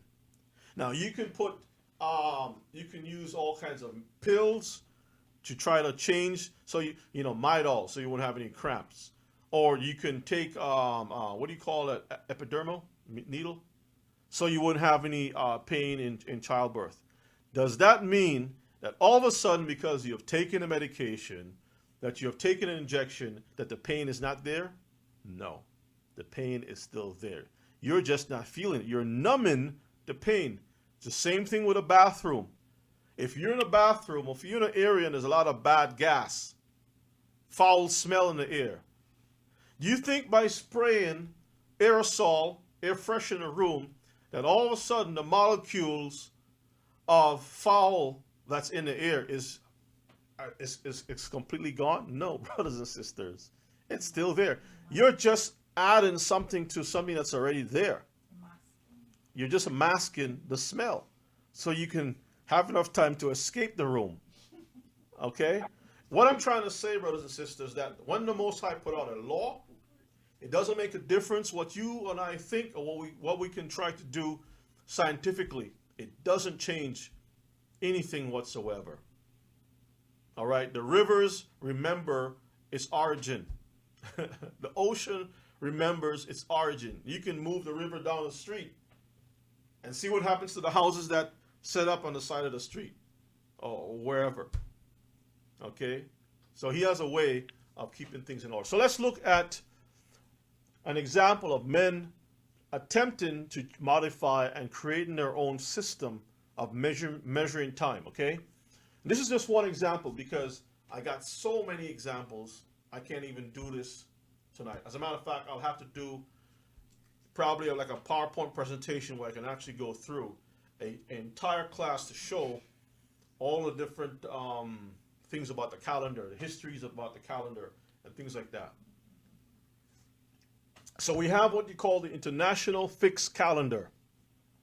It says the International Fixed Calendar is a solar calendar proposal for a calendar reform designed by Moses B. Cotsworth, who presented it in 1902. It provides for a year of 13 months of 28 days each. It is therefore a perennial calendar with every date fixed always on the same weekday. Though it was never officially adopted in any country, it was the official calendar of the Eastman Kodak Company from 1928 to 1989. Now, I was born before 1989, so this is just basically saying during my lifetime and the lifetime of my parents, Kodak had their own calendar set up, okay, that they were following by, okay? And this is just an example of men coming up with their own ideas of a calendar.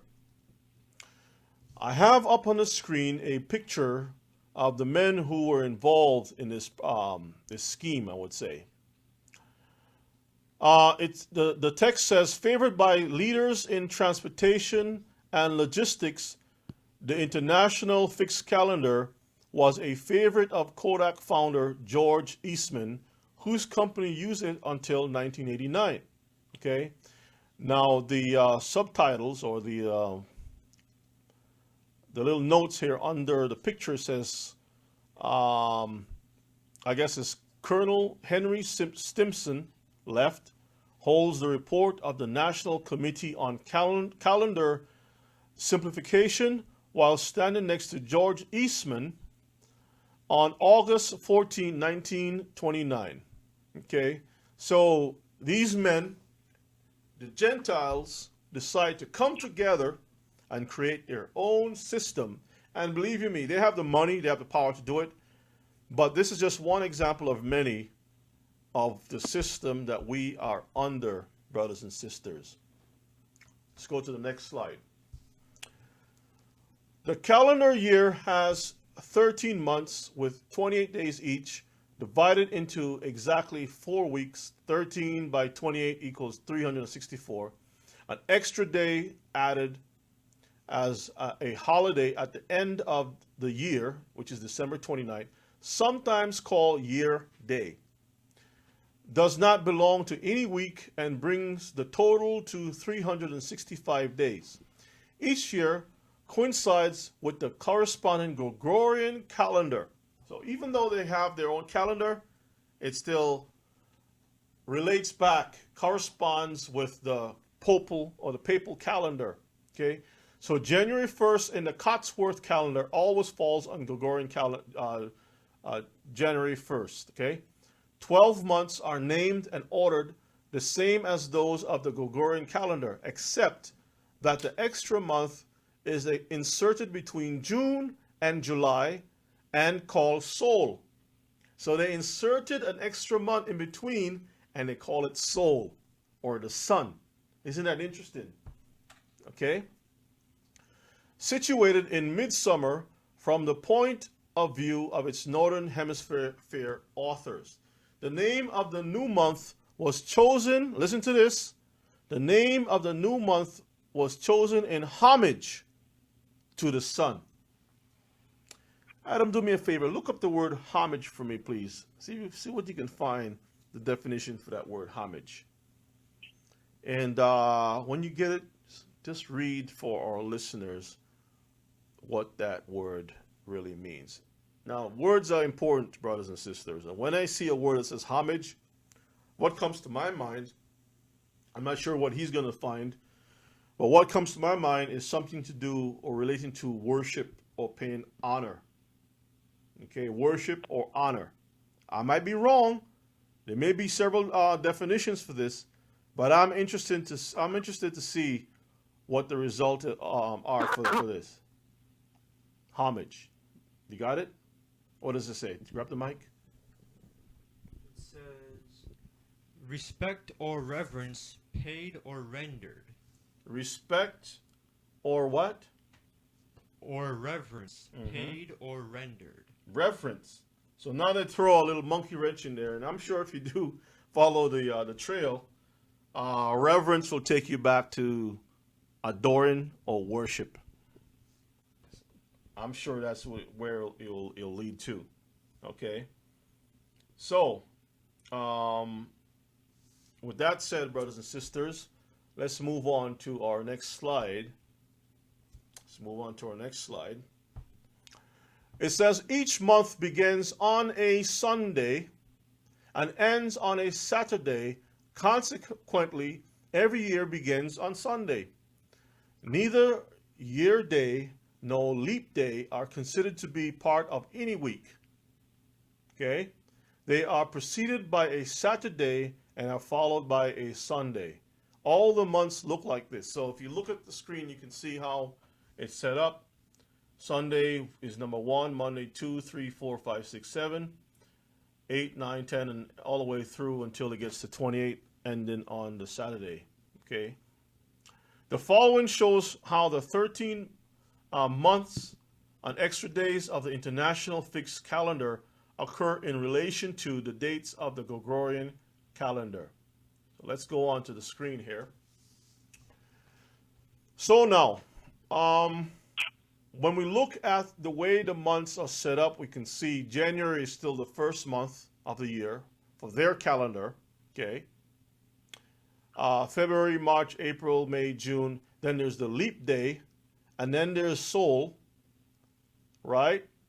And then there's July, August, September, October, November, December, and then there's year day. So there's 2 days that's stuck in there. And then you have 1, 2, 3, 4, 5, 6, 7, 8, 9, 10, 11, 12, 13 months for their year. All right? Okay. Let's go to our next slide. I'm looking at one of the printouts of the International Fixed Calendar again, a 13-month calendar with 28 days in each month and a leftover day at the end of the year. So this is what it looks like that they had proposed, okay?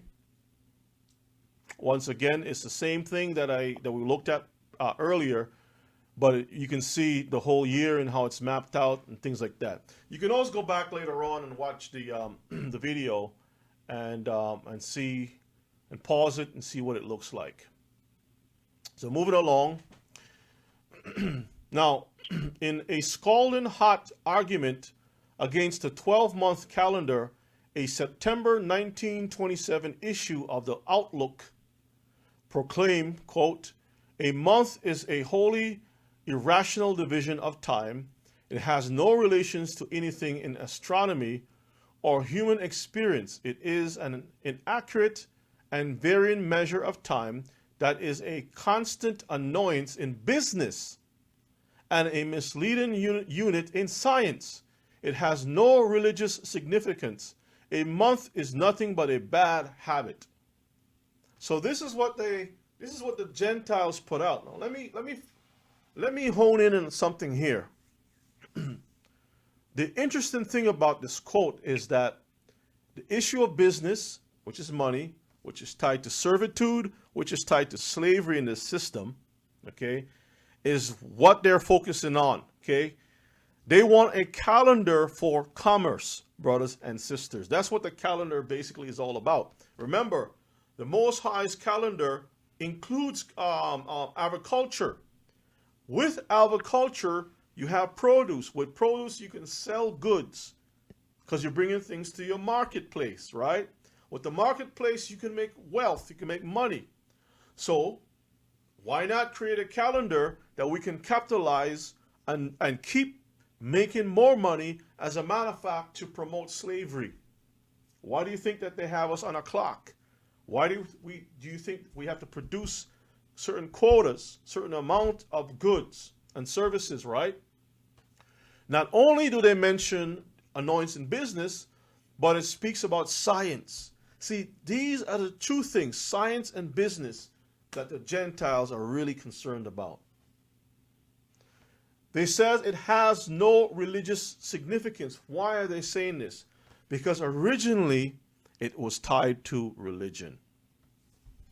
Worship, brothers and sisters. Whether you're pagan or non-pagan, Israelite or non-Israelite, the calendar is tied to the one that you worship.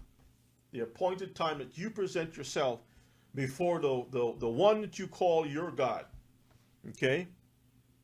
So there was an issue that the people had with the calendar. As I said, this is only one small example. There are many. But let's take a look at what the Most High says, okay? We're going to look at what our King says. We don't care about the Gentiles and what they think.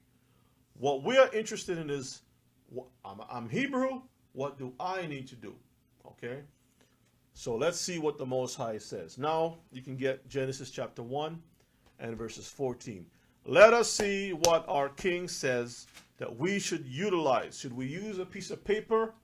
Should we look to Eastman Kodak, the ones who manufacture the camera and films and different things like that? Should we look to these Gentiles for direction? Or should we trust in the one who made everything for his instruction? Read. Genesis 1 and 14. Genesis 1 and 14. And Yahweh said, let there be lights in the firmament of the heaven to divide the day from the night. All right, let's stop there. Yahuwah said, Yahweh Yahuwah, Yeshua, said, let there be lights, not for some glamour show, not for some pyrotechnics type of display, but to divide day from also the night. All right, read on. And let them be for signs. Let the lights be for signs, something that we can see. Read on. And for seasons. Uh-huh. And for days. And for years. Right in the beginning of our instruction manual, the book of Genesis. How could we get this wrong? Where does it say, you decide what you want to do, you make your own calendar? Have you ever thought why the Most High wanted us to use the lights that he placed up in the heavens for signs, for seasons, for days, and for years? You want to know why? Because no man has the ability to change or to touch the things that he have made. They can't alter it. They can burn papers. Governments rise and governments fall. Kings have ideas, what they want to do, and they die. Their sons rise up and change everything that the father set up. A business can be rich and have all the money to change, like Bill Gates and IBM and things like that. They can do whatever they want when they have the money. And then all of a sudden, they go bankrupt. All the policies, all the vaccinations, all the different things that they want to do with the money comes to a halt. Okay? But the Most High, what he established can never, ever be changed whatsoever. We're going to see that too in the scriptures, okay? All right. Let's move on. Now we are going to look at the definitions of what we just read. The definitions, the Hebrew definitions of what we just read. Not all of the definitions, but the important ones that we want to cover in this class. Now he says, Let them be for signs. The Hebrew oath, signs, probably from H.225, which is the Strong's numbering of the Hebrew words, in the sense of appearing, a signal, a sign, as it says, a signal, literally or figuratively, as a flag, something that you can see, a beacon, monument, omen, prodigy, evidence, mark, miracle, once again, an ensign or a token. Now, I have a picture of some signs. You got one way, you got parking, do not enter, stop, railroad crossing, speed limit 15, pedestrian crossing, cow crossing,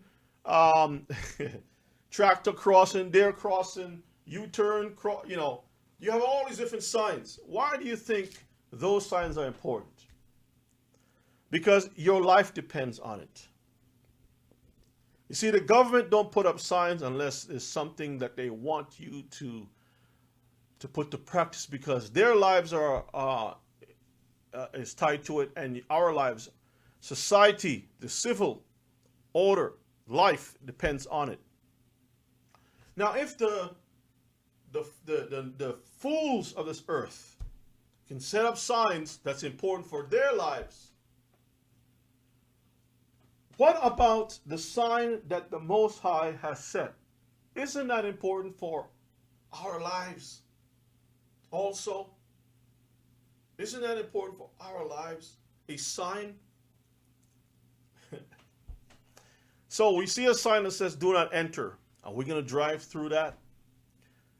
If we see a sign that says, slow down, there's, curves or whatever, corners, are we going to go fast? No, brothers and sisters.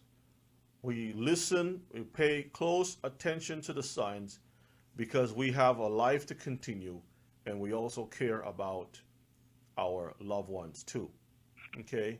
So the Most High said that when you see the word sign, it is something that you can physically see.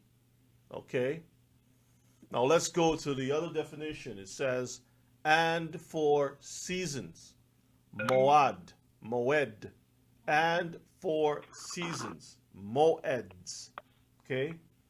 Strong's Hebrew word number 4150, and for seasons. Genesis chapter 1 and 14, and for seasons. So what does the word mean in the Hebrew?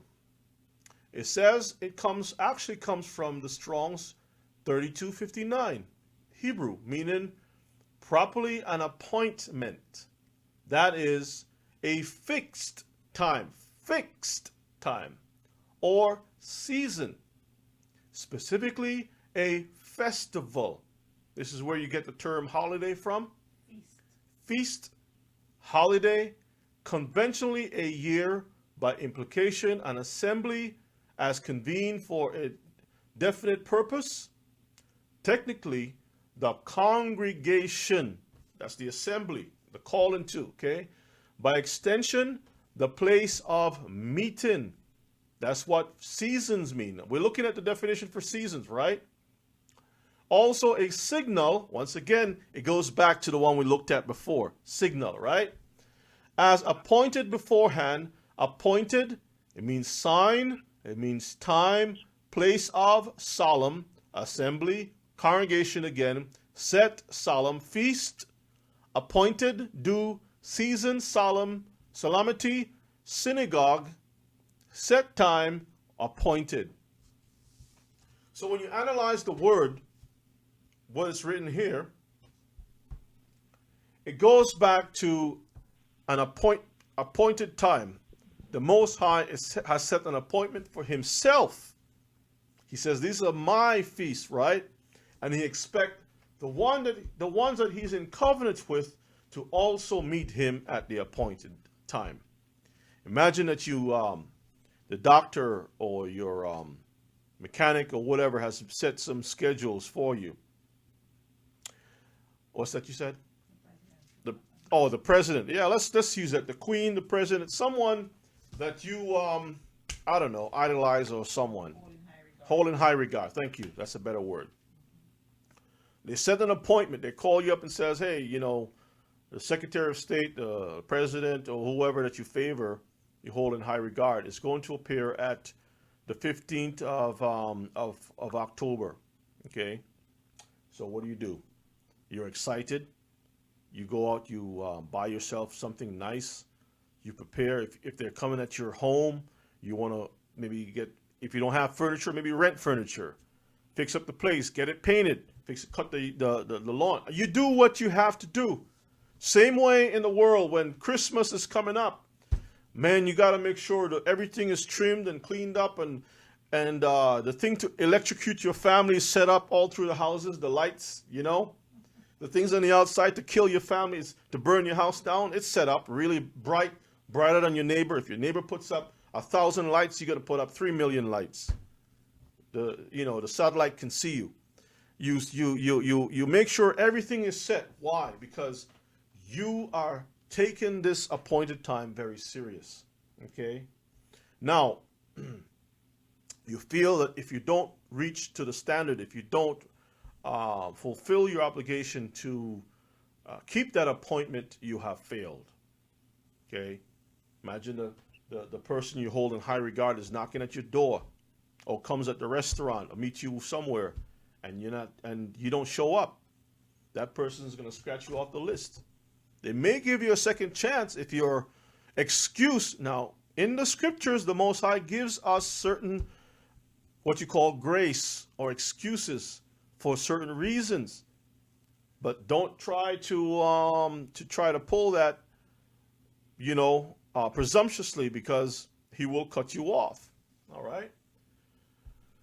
Now, so my point is that appointments scheduling is so important, and the Most High wants us to get that message. In the Paleo Hebrew, Strong's 4150 goes this way, because the Paleo Hebrew are hieroglyphics. Okay, there are pictures that are drawn, and each picture is like a sentence, basically, or a few words. Okay, so you have a pictogram door. The meaning of that is simply to see the door, or to come at the place of the tent for a meeting. So in the ancient Hebrew, when they draw those pictures, it actually depicts to come to a door or a place where you can meet. Come at the door. That's where you meet your appointment. Okay. So that's important. A primitive root to fix upon by agreement or appointment, by implication to meet as a stated time, to summon, like for trial when you go to court, to direct in a certain quarter or position, to engage, like in a marriage when you have an engagement, to be a betrothal. The family is expecting to come on both sides, friends, and you have a certain time set. The hall that you want to have the occasion is set up for that. Everything is agreed upon. Okay. Agree, make an appointment, a time, assemble, betrothal, which once again for engagement, gather selves together, meet together a set time. That's pretty much what this pertains to. Now, let's go into two other words, which is mentioned in Genesis chapter 1 and 14, which is and for days, and for days. In the Hebrew, it's yom. All right, yom means day, and it's the H or Hebrew equivalent in the Strong's Concordance as 3117, and it means from an unused root meaning to be hot, a day, as the warm hours, whether literally from sunrise to sunset, or from one sunset to the next, or figuratively a space of time defined by an associated term, often used adverbally, age always chronicles, continue, and daily, birth, each, today, and so forth. It goes on, it goes on. Now, here's the part that I want to pull, okay? When it says day, the first reference that we should keep in mind, it's speaking about warmth, not cold. In other words, a day, according to the scripture, pertains to when the sun warms up the earth. When the sun, so when you say Shabbat day, is no such thing as Shabbat night.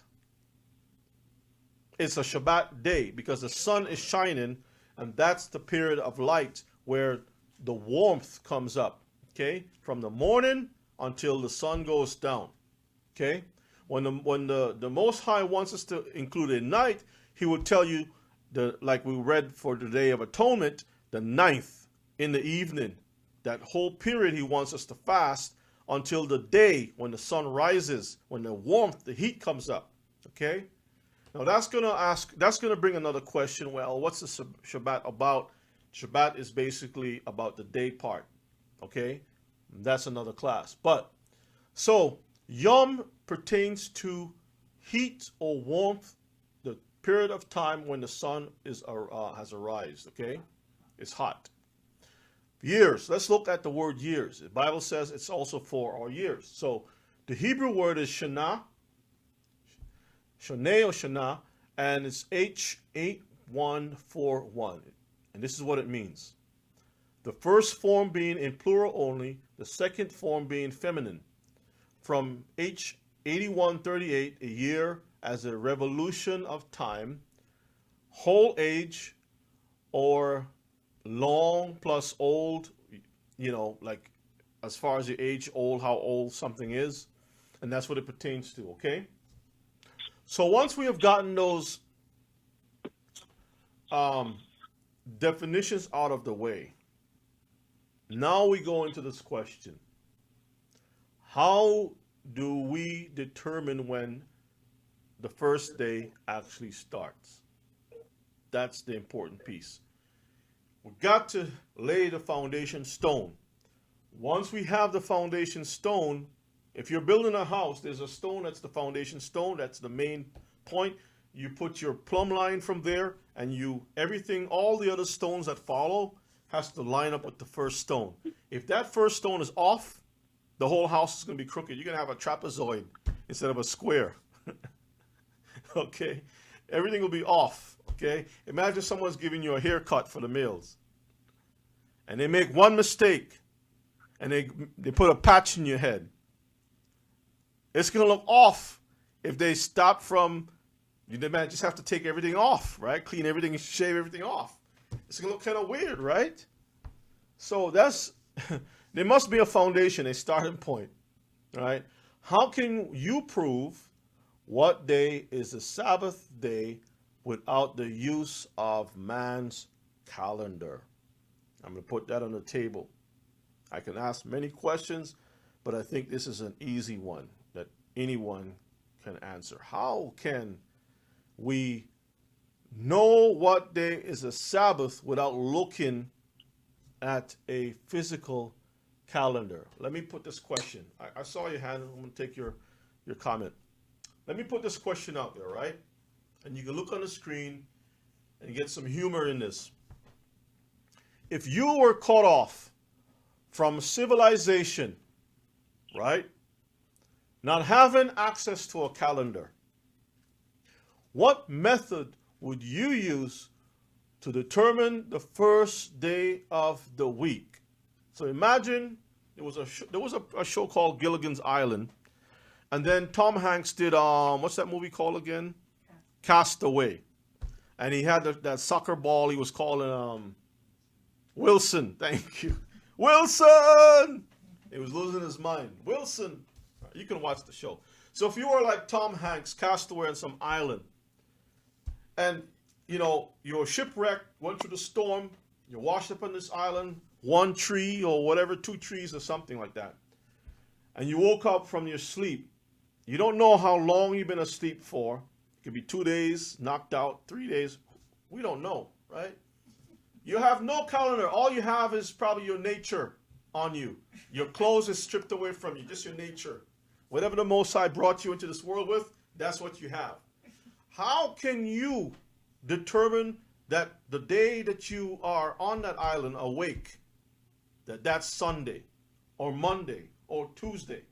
You have nothing whatsoever, just you in your natural state. Okay?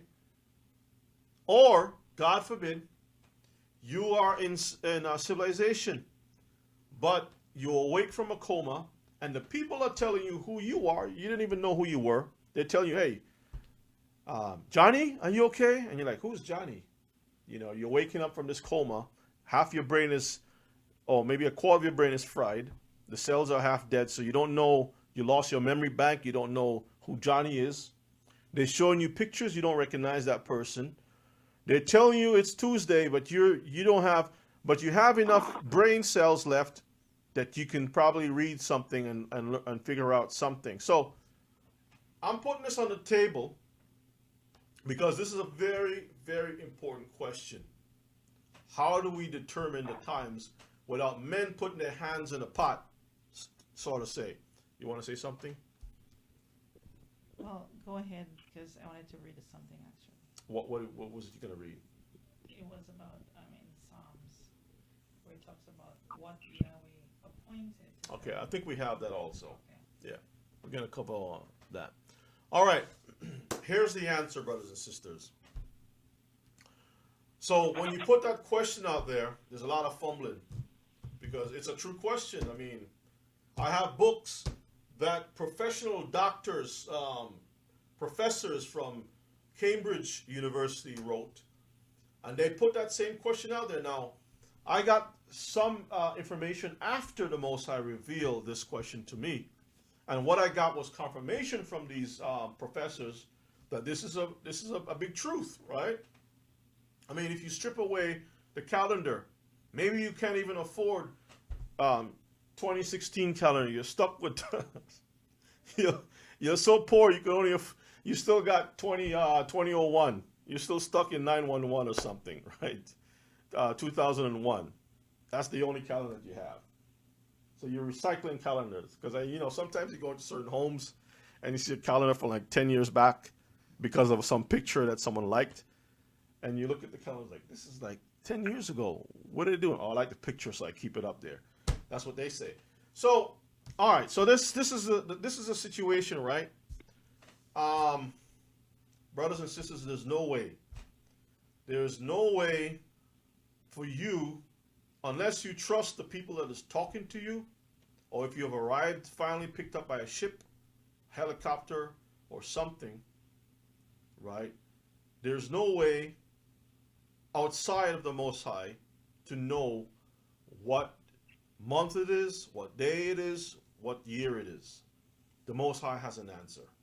Let's see what the book says. Let's go to Exodus chapter 12, verses 1. Read verses 1 and 2. Shemot, Exodus chapter 12, verses 1 and verses 2.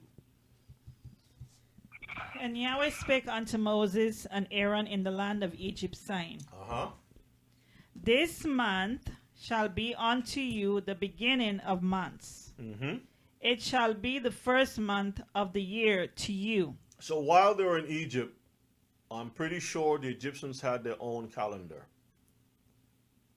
The Most High didn't say, Moses, use Pharaoh's calendar. The Most High didn't say that. He says, this month, he's letting them know specifically, shall be unto you, you Israel. Forget about what the Egyptians are doing, but you as Israelites, you are transitioning from under the system. When you're enslaved, there isn't too many things you can really do. You can try to do some stuff on your own. You may be able to get away once in a while, but not every time you're successful. You're not always successful in captivity. So freedom has certainly arrived, and everything is being set up again, restored. So what does it say? This month shall be unto you the beginning of months. It shall be the first month of the year to you. So he's letting them know when, okay? Now, we have to break this down. As we did with the Hebrew before, we're going to do it again this time, okay? Let's move on to, let's go to Exodus chapter 13, and let's jump straight to verses 3 and verses 5. Exodus 13. Exodus chapter 13, we're going to look at the first month. There's a name given to this first month. Chapter 3, from 3 to verses 5. And Moses said unto the people, Actually, 3 and 4.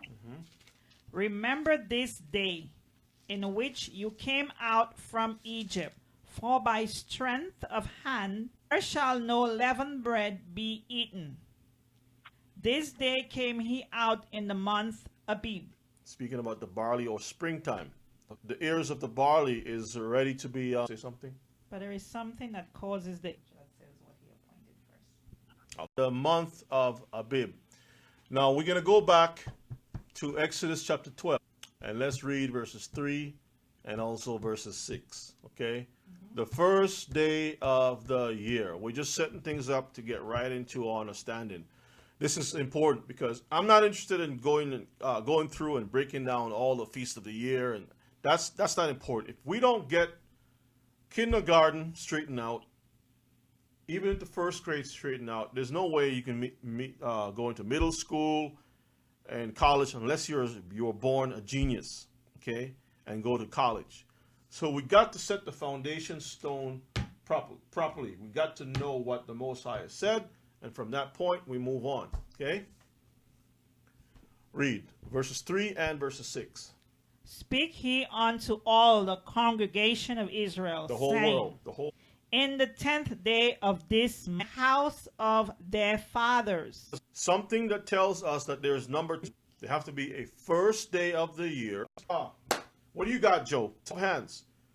No, brothers and sisters. You shall keep it up until the 14th day of the same month, and the whole it in the evening. How can you kill something when you don't know the right time to do it? How can you keep something when you don't know? Imagine someone is going to show up for 4th of July here in this country. They don't have any understanding of American history, and 4th of July is in December 25th. See? Makes no sense whatsoever. So you got to know the history, okay? So this month, the beginning of months of the year, okay? This day of this month, I'm just recapping some things here. In the 10th day of this month, keep it until the 14th.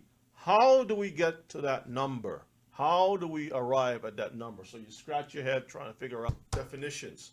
Let's break it down behind the English that we have just read. Exodus chapter 12. Now, okay? Using the Strong's Concordance, 12 verses 3. Saying, in the 10th day of this month, a lamb according to the house of their fathers. Further into it. 2-3-20 that we were looking at, which is month, the word month, that's important. When it says month, when it mentions the word month in the reading that we just read, it says Kodesh, okay? Kodesh means month, new moon. It means month or new moon, monthly. So the usage of the word Kodesh means the new moon, month or monthly, the first day of the month, the lunar month. The lunar month means the month is based on what? The moon. The moon. The month is based on the what? The moon. The moon. Not just any moon, but what moon? The new moon. The new moon. Kodesh, the new moon. By implication, a month, a new moon. I want you all to see this. Okay? So, when you read Exodus chapter 12, verses 2, it would say this: This new moon shall be unto you the beginning of moons. It shall be the first moon of the year to you. The new moon month, the first day of the month, the lunar month. This Kodesh, this new moon, shall be unto you the beginning of moons. So in other words, brothers and sisters, when the Bible says, when the Most High says to us in Genesis chapter 1 verses 14, they are for what? Signs. Signs, and for what? Seasons. Seasons, for what? Days. Days, and what? Years. Years. So what do we use to see at The new moon. the moon? The moon. Because man cannot put their hand to change the moon. They can create calendars, as I showed you in this the previous, with the creation that the Most High said. 1 and 2. You want to say something before? I wanted to read Psalms 105 or 104. Okay, let's go to Psalm 104 and verses 19. 104 and verses 19. Seasons. He appointed the moon for seasons. So, when we read about seasons, right? Mm-hmm. And some people will say, hey, you see, it's only for the two. Okay, read on. The sun knoweth his going down. Thou makest darkness, and it is night, wherein all the beasts of the forest creep forth. Okay, so what do we have? If we can't see the moon, if we can't see the sun, we can definitely see the stars. The Most High have set the three, the day has ended, when the night has begun, when the day will, because we can't physically look at the sun. If you try to look at the sun, you'll be blind. Try it and see. You can put filters, but you can't directly. The Most High used the moon to be that. So the sun shines onto the moon, the lesser power.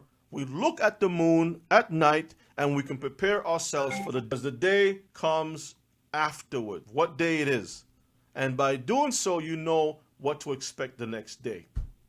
Okay? If you miss 1 or 2 days, I guarantee you'll pick it up in no time at all. So if you're unconscious, you look at the sky, you see the moon, you can pretty much determine in at least 2 to 3 days what day it is. Okay? And in no time at all, get your month straightened out. So from that point on, you could recover your loss of time. Okay? So if you're stranded in an island, you don't have to worry about someone telling you or phoning in what day it is. All you got to do is lay on the sand on the beach and look up in the sky, see all the beautiful stars. You know it's the beginning of a night. You can see the way that the stars are lined up. If you know how to read the stars, you can know this thing. If not, by looking at the moon, you can tell. If there's a bad weather, you can't see. In no time at all, when it's past, you can pick up where you left off and get yourself right. Do you understand that? So I hope that everyone understands so far. You want to say something quick? Well, when you gave the definition for seasons, the reason why I said he appointed the moon for the seasons, back in Genesis chapter 1, you broke it down and you said that it's for appointed times. Appointed times. It's also for feast. That's right. It's also for congregation. It's also for the synagogue or meeting place. Meeting place. Absolutely. So that's what that is telling you. It's the same definition if you look at it. Absolutely. Thank you for sharing that. Now let's go to Psalms 81 verses 1 and verses 2. We'll try to pick up some speed and then we'll open up the mic. For those of you who have any comments, questions, or whatever, you can bring some things out. But this class is not for the novice because a lot of our brothers and sisters on the call already are familiar with this teaching. But this teaching is necessary for many of our other new brothers and sisters coming in. They have questions about the Shabbat. They have questions about, well, I see that you're doing this teaching here, but what about this over here? Why are you doing this? You're not following such and such or whatever it is. We're Israel, why don't we keep Saturday? No, we don't keep Saturday. If the moons fall upon whichever days that the people set, that's what it is. We don't follow the ways of the Gentiles. Psalms 81 verses 1 and 2. Let's go right to that. Sing aloud unto Yahweh our strength. Make a joyful... Psalms 81 Yes. verses 1. Yes. Psalms 81. Okay. Make sure I get the right thing. You want 3 and 4? I probably got... Actually, it's 3 and 4. I'm 3 and 4. I put the wrong Read all of it. Read 1 to verses 4. I made a mistake on the slide. That's what I figured. You Yeah. go through it. Yeah, just go through it. I made a mistake there. Sing aloud unto Yahweh our strength. Uh-huh. Make a joyful noise unto the God of Jacob. Take a psalm and bring hither the timbrel, the pleasant harp with the psaltery. Blow up the trumpet in the new moon. So that's what I wanted to really go to. Blow the shofar in the new moon or the new month. When you look up the word moon, 2320, once again, it says month. Now, imagine that. You read in the English, in Genesis, it says month, or Leviticus 23, it says month, but it has the same Hebrew definitions, 2320. You come over to the Psalms, it doesn't say month, it says moon. And it's the same Hebrew word.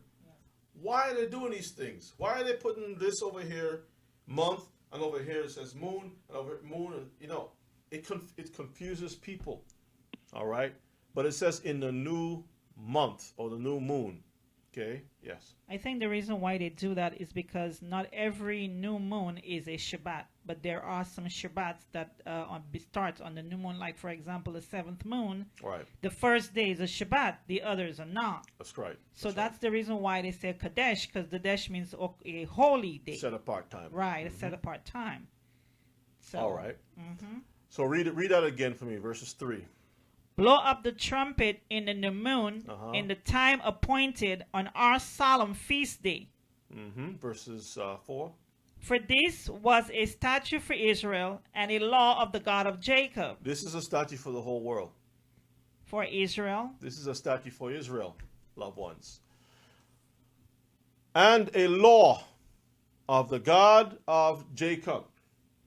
So we don't have an excuse or choice in a matter of anything. We're Israel. That's what we have to do, brothers and sisters. I know it's a hard swallow for many of you all, but that's just the way it is. Okay? That's just the way it is. He is the one who set the times. We're going to go to Sirach, which is the Apocrypha, and we're going to go to Sirach or Ecclesiasticus chapter 43.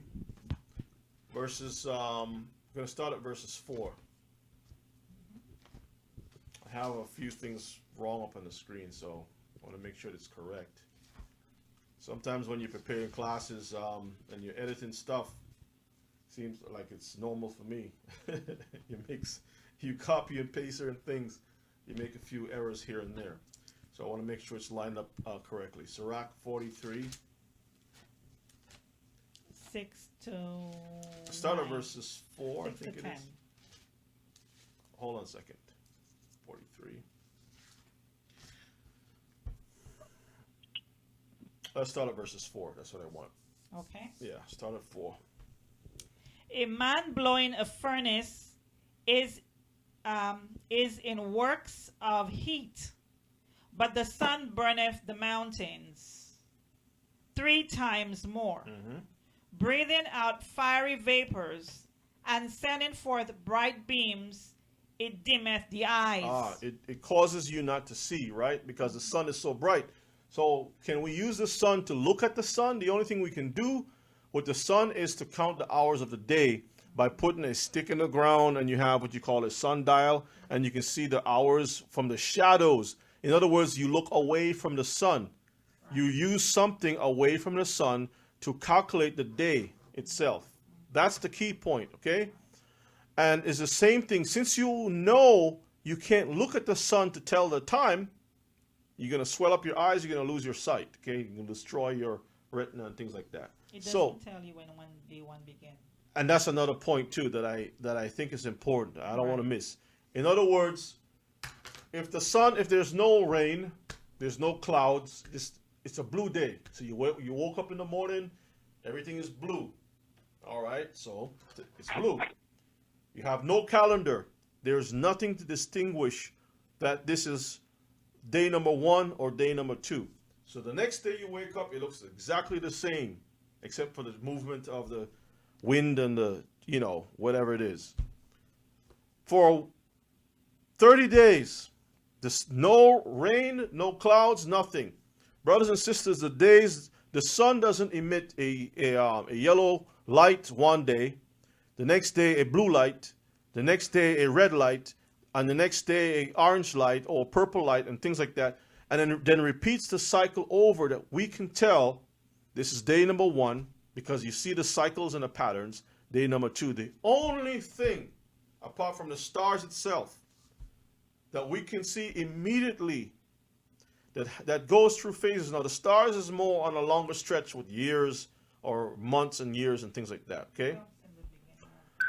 But the moon is the immediate thing or object we can look at immediately and see a change without destroying our eyes, okay?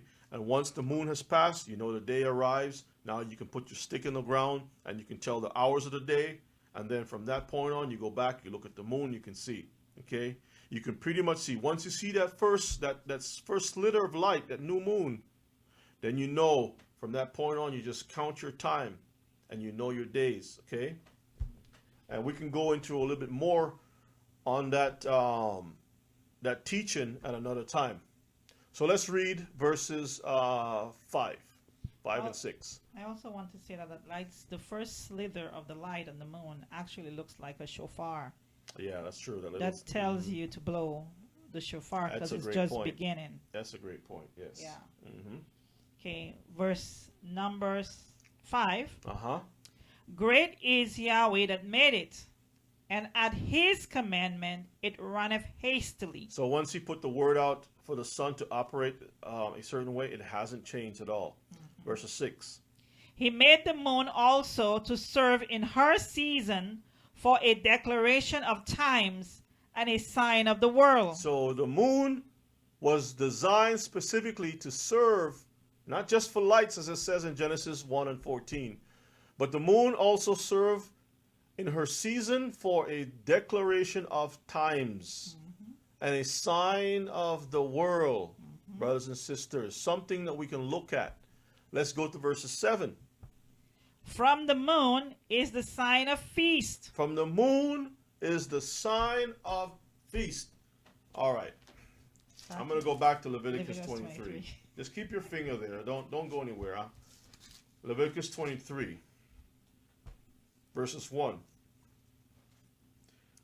Yahweh spoke to Moses, saying, Speak unto the children of Israel, and say unto them, concerning the feast of Yahuwah, the Lord, which you shall proclaim to be holy convocations or gatherings, even these are my feasts.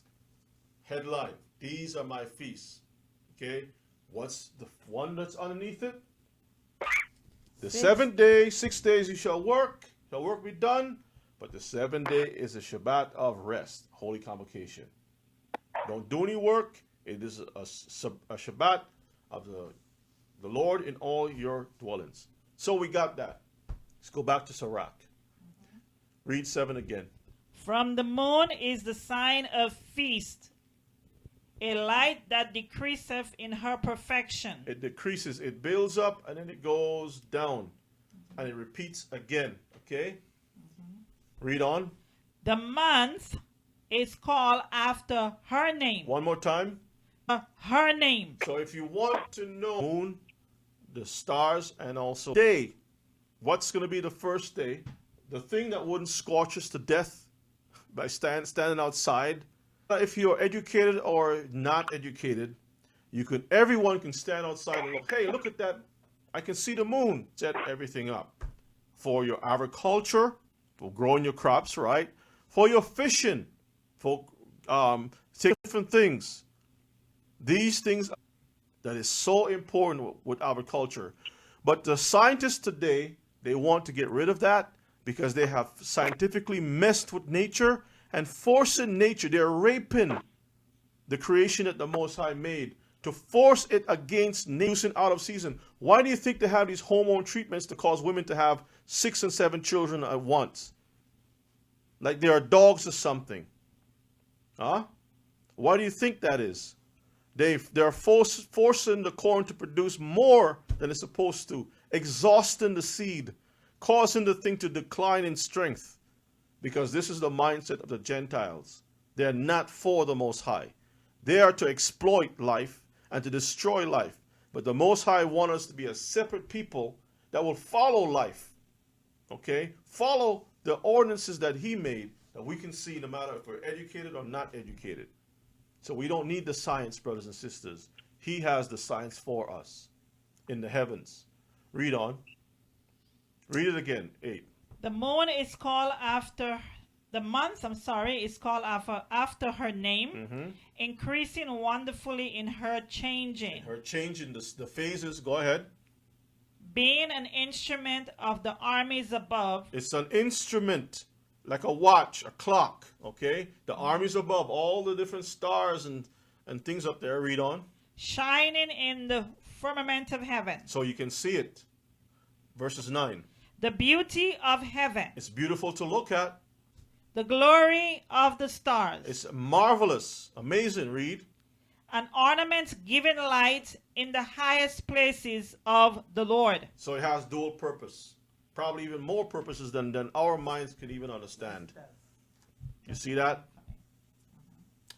Let's go to verses 9 and 10. Verses 10. At the commandment of the Holy One, they will stand in their order and never faint in their watches. So the commandments, the Bible says, by His word, are everything consists. In other words, everything is held together by His word.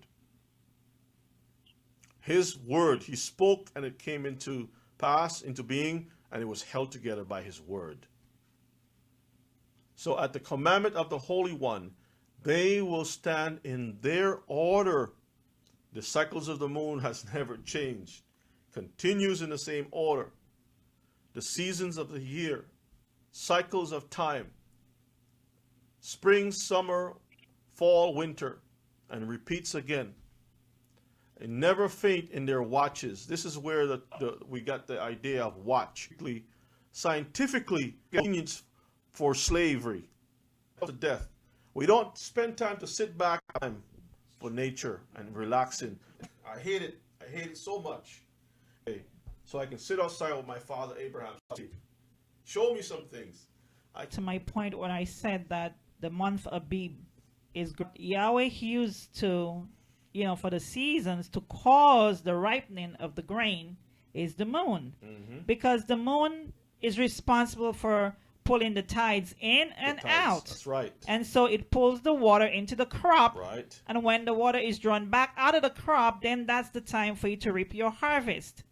It's all in the Farmer's Almanac. If you study that, you'll see that's what the farmers use. And it doesn't stop there because you yourself as a woman, right? The moon has an effect on the water that's in your body. In the body. It actually, right. The woman is also has a moon within her. She has a monthly cycle, which is controlled by the moon. So the moon has many functions. It's not just for time. Let's look at this. Let me throw something out there real quick. We did a study some time back with Noah, spending 40 days and determine the times, right? Okay. The Most High said that there was a window was located at the top part of the ark. Why did the Most High want Noah to have a window? Because after you are confused for a little while with the rains and stuff, right? Now you can look up at this clear sky and you can navigate with the stars, and you can also see the moon to get yourself reset with the times, to pick up where you left off. Read. Because he already knew that the rain fell for 4 days, you were 10 days into the next month. So when the rain... That's right. That's right. To see how long he was going to spend in the ark. A better understanding, brothers and sisters. And I know it all takes time. Now, the feasts are connected with the Most High. Next, the Most High with His people. There's one in... I don't want to bring everything out one time, but let's go to... let's go to Ezekiel. Let's go to Ezekiel. We'll save that for another time. Okay. It actually ties in with this. Ezekiel chapter 20, verses 12.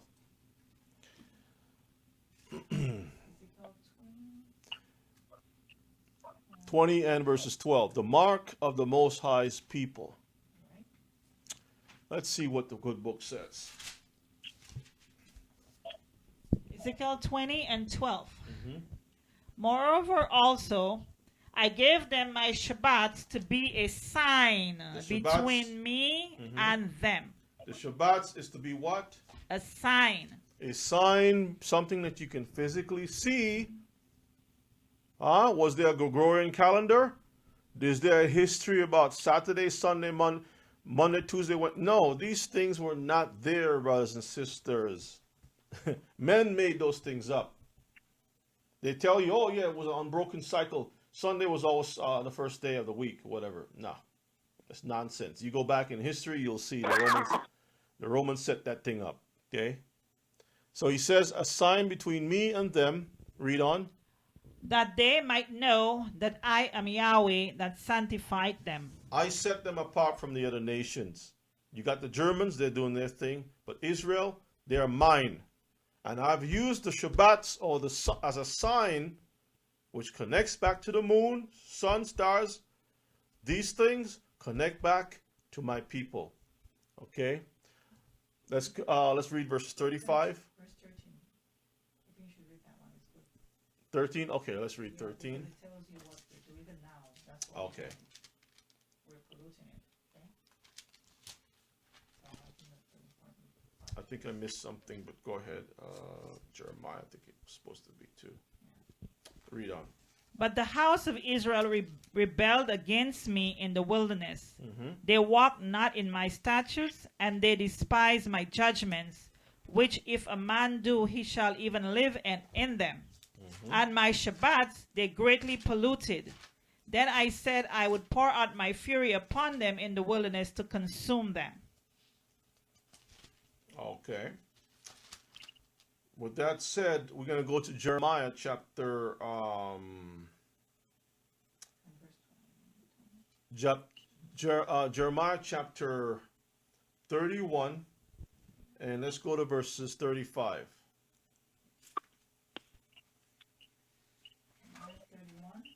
Yeah. Jeremiah 31 and verses 35.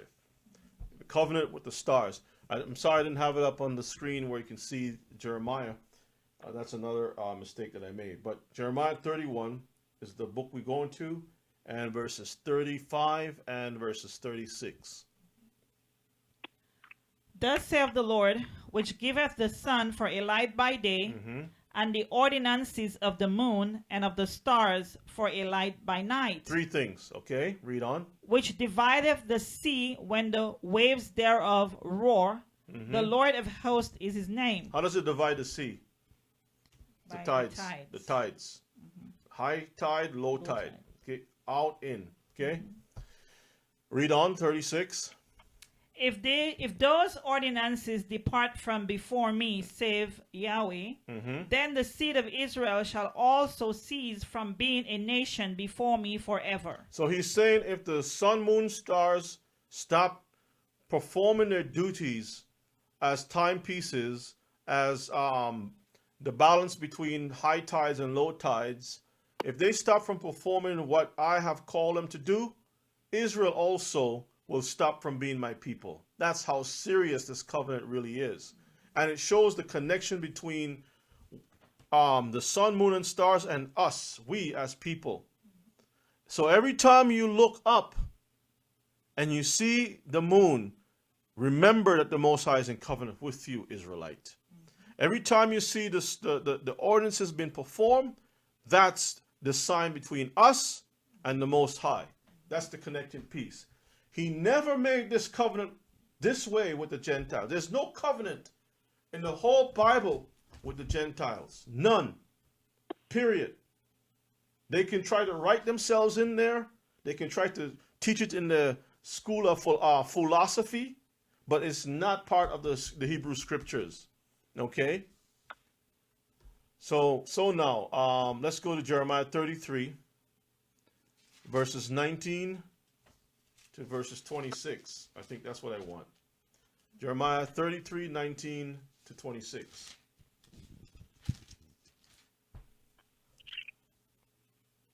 You can read.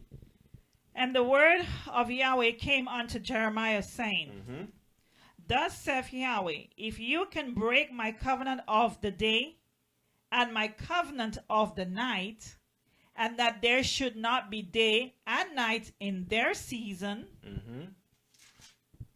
then may also my covenant be broken with David my servant, that he should not have a son to reign upon his throne, and with the Levites, the priests, my ministers. Okay.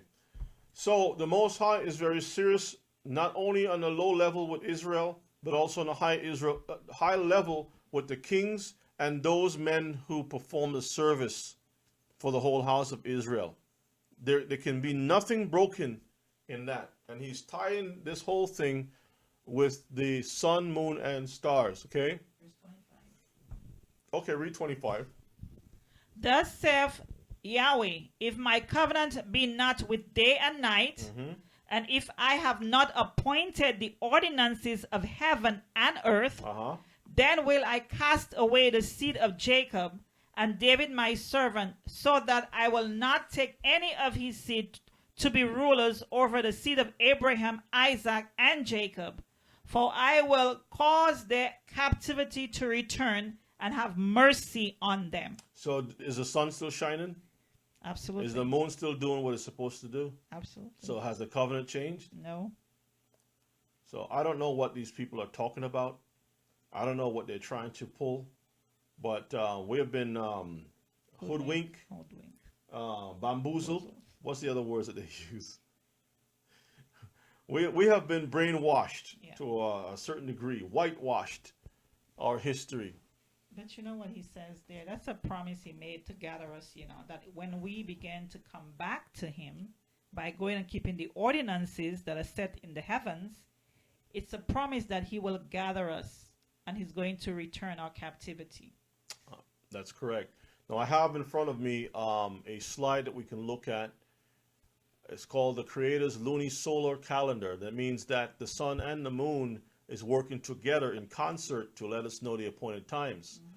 And once you see the first slither of that moon, which is called a new moon, okay, the reason why it's called a new moon is because that light is beginning to be seen. It's almost like a child being born, and you see the crown of the child's head coming out of the womb. Sometimes that head will slip back in a little bit, and that's what happens with the new moon. You see it only for, what, 15, 20 minutes? Right? Somewhere around there? Yeah, about 15, 20 minutes, and then it disappears. You don't see it for the rest of the night. You only see it for a short period. That's why there are witnesses that have to witness the moon and concur or bring that information to the high priest and, you know, the Sanhedrin.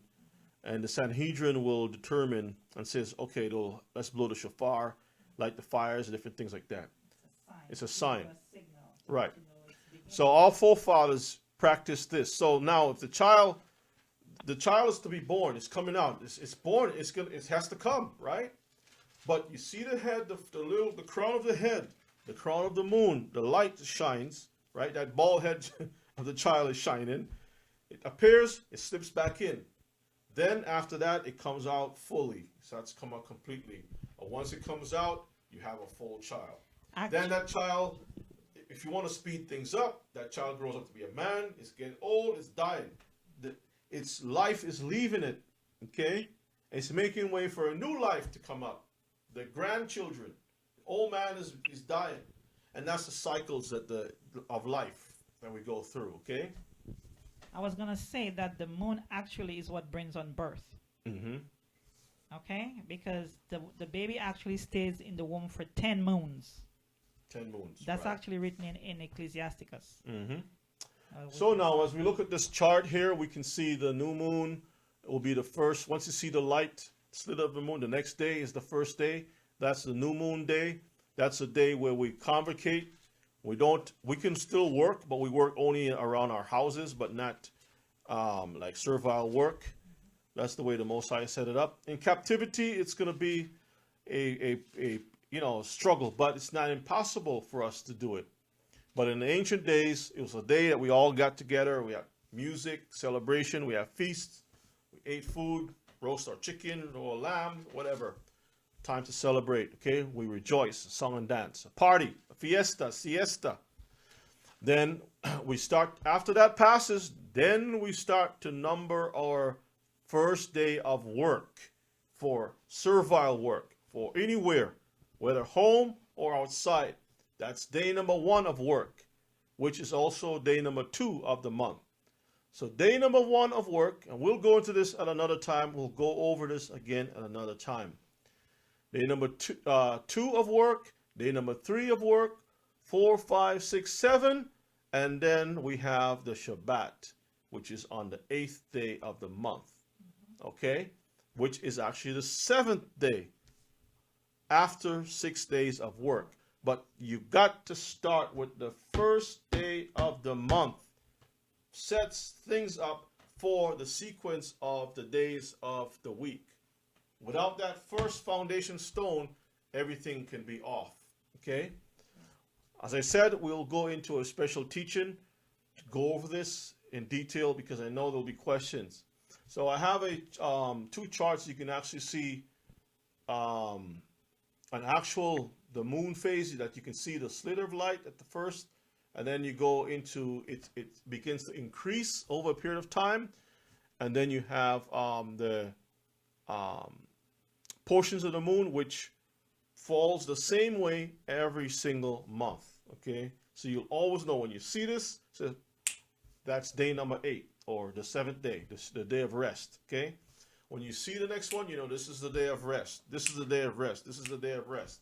And everything happens just as nature that the Most High said, okay? With that said now, I want to read something for you. I put something on the screen from an article that is published in the Ancient Origins. This was published back in November 17, 2013. The title of the headline is called Pagan Gods and the Naming of Days. This is just a little tidbit, okay? We don't have time to go into all the details, but let me just read this real quick. Quote, "We speak the names of the gods on a daily basis." We speak the names of the gods on a daily basis. And most people don't even realize it. Most people don't realize it, okay? Every day of the week, religious and non-religious people alike follow the old pagan tradition of giving thanks to the gods of old. Imagine that. This is a website you can go to get different information about certain practices of the past. So, whether you're religious or not, the fact that we call upon these other, we mention these names, we give thanks to the gods that were set up, the old gods. In ancient Mesopotamia, astrologers assigned each day of the week the name of a god. Remember, the Most High never gave names. There's a reason why he said it that way, because he knew it was based on the cycles of the moon. We were never supposed to give names for the days of the week. It was called a Shabbat, or rest, or pause. That's all it was. But he never gave titles to the days of the week. So it says that the astrologers in Babylon, Mesopotamia, right, assigned each day of the week the name of a god. In a culture where days were consumed by religion, it is unsurprising that the days of the week were made in homage to the gods believed to rule the lives of mortals. So the days of the week were given in homage. Didn't we talk about that word earlier? Homage? Homage. Okay, let's continue. It says, many centuries later, the Romans, upon beginning to use the 7-day week, I'm going to read it again. The Romans, upon beginning to use the 7-day week. What does that mean? They never used a 7-day week before. They had a totally different system. Okay? This is what the history says. The Romans adopted the names of the week to fit their own gods.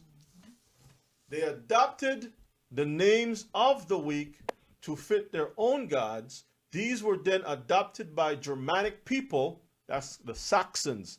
Anglo-Saxons. Anglo for the English, Saxons for the Germans. When they joined together, they became known as the Anglo-Saxon.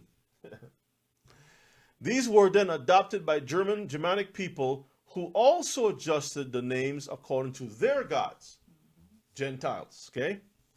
Quote, the 7-day week originates within ancient Babylon prior to 600 BC, when time was marked with the lunar cycle. So in the ancient days, it was always marked by the lunar cycle, which experienced different 7-day cycles. A millennium later, Emperor Constantine converted Rome to Christianity and standardized the 7-day week across the empire. Did the Most High have anything to do with that? Nope. No. This is men doing whatever that they had to do. Standardize means that whatever countries I control, whatever calendar that you're under, we're going to squash that. And we're going to make everything across the board just the same. Right. Why? Because we want things to run or operate a certain way for money. Let's go to Exodus chapter 23 and 13. We're almost done. Exodus 23 and 13. We just got a couple slides and we're done. All right. And I'm going to open the line as long as is needed for those of you who have any comments or questions. So don't worry about the time. We want to be able to go through this. All right. Exodus 23 and 13. Read. Exodus 23 and 13 says, Uh-huh. and in all things that I have said unto you, be circumspect and make no mention of the name of other gods, neither let it be heard out of your mouth. So the Most High is saying, make no mention of the name of other gods. Now, Deuteronomy chapter 28 says, we will be serving gods of wood and stone. How do we serve those gods of wood and stone?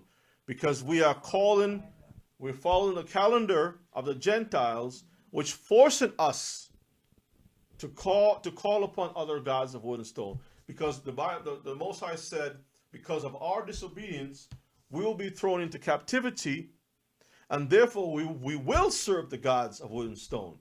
So when you say Saturday, that is the name of Saturn, which is the name of one of the names of the devil. Saturn, Satan, a satyr or a fawn or a devil. Look it up. Sunday, Monday, all of these are the names of other gods. And it's difficult for us to operate because I can't say, hey, brother, I'm going to be meeting to do such and such or whatever. And then he's going to want to know, okay, well, what day do you want to meet? I can't tell him 3 days from now or whatever it is. I mean, I can't say that. Pagan first day, whatever. But it's difficult. Okay? Because eventually you're going to slip up. Oh, so your boss is going to come to you and say certain things. And what are you going to respond? Pagan first day? You know, it's difficult. We are in captivity, brothers and sisters. It's difficult. So, should we rely on people who make changes and compromises, like the Jewish people, the converts to our faith? They have in their, they have in our records, they have documented by their scholars that the cycles of the moon is the actual cycle it should be on. H.I.L, because of Roman pressure and things like that, because of the destruction of Jerusalem that was pending. All of these things were changed, and this is where we are today, brothers and sisters. Or should we rely on the one who made the universe and also who established the time? Get me Malachi chapter 3 and 6. That's the last verse. And then if anyone wants to bring anything, if you want to bring that scripture, you can bring that scripture afterwards. But Malachi 3 and 6, let's get that. And I'm done.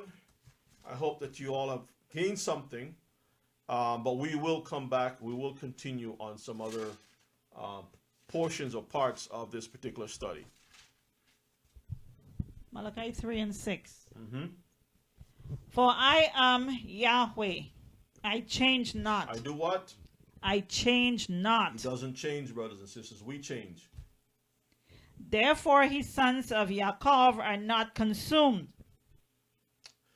See, we don't have to spend money buying calendars. The Most High already gave us that. The Gentiles is making money every which way. We have to buy a calendar so that we can maintain and keep up with his system, not the Most High system. The Most High made things free. We came into this world with nothing, and by all fact, we will leave without anything. So, with that said, loved ones, for those of you who have any comments, questions, you want to read something? Okay, go ahead. What book? I want to tie what you just read in Malachi to Psalms chapter 89, verse 34 to 37. Psalms chapter 89, verse 34 to 37. Okay. Repeat that one more time. Psalms 89, verse 34 to verse 37. All right. Go ahead and read. My covenant will I not break, nor alter the thing that is gone out of my lips. That's the same thing we just read. I change not. Read. Once have I sworn by my holiness that I will not lie unto David. His seed shall endure forever, and his throne as the sun before me. It shall be established forever as the moon, and as a faithful witness in heaven. Selah. Amen. And the other one that I wanted to read was in Ecclesiasticus, chapter 33, verse 7 to 9. All right. And it says here in Ecclesiasticus 33, in the Apocrypha, verse 7 to verse 9. Why doeth one day excel another? That's a good question. Why does one day overcomes or is better than another day? When as all the light of every day in the year is of the sun. But when we look at the way nature is, the days doesn't look different. Every day looks the same. But if every day looks the same, how come this day is better than the other day? Read. By the knowledge of the Lord. By what? By the knowledge of the Lord. The knowledge comes from what? The Most High. The Most High, but it's the Torah. Read. They were distinguished. They were what? They were distinguished. The Most High distinguished them. So we look at the day, it looks the same. There's no change. But there's something that separates one from the other. Read. And he altered seasons and feasts. He altered. Now what? Does the sun alter? No. Can we look at the sun and see, well, hey, the sun was on this side, now it's flipped on the other side? No. We can't tell, brothers and sisters. But the moon alters. Yes, it does.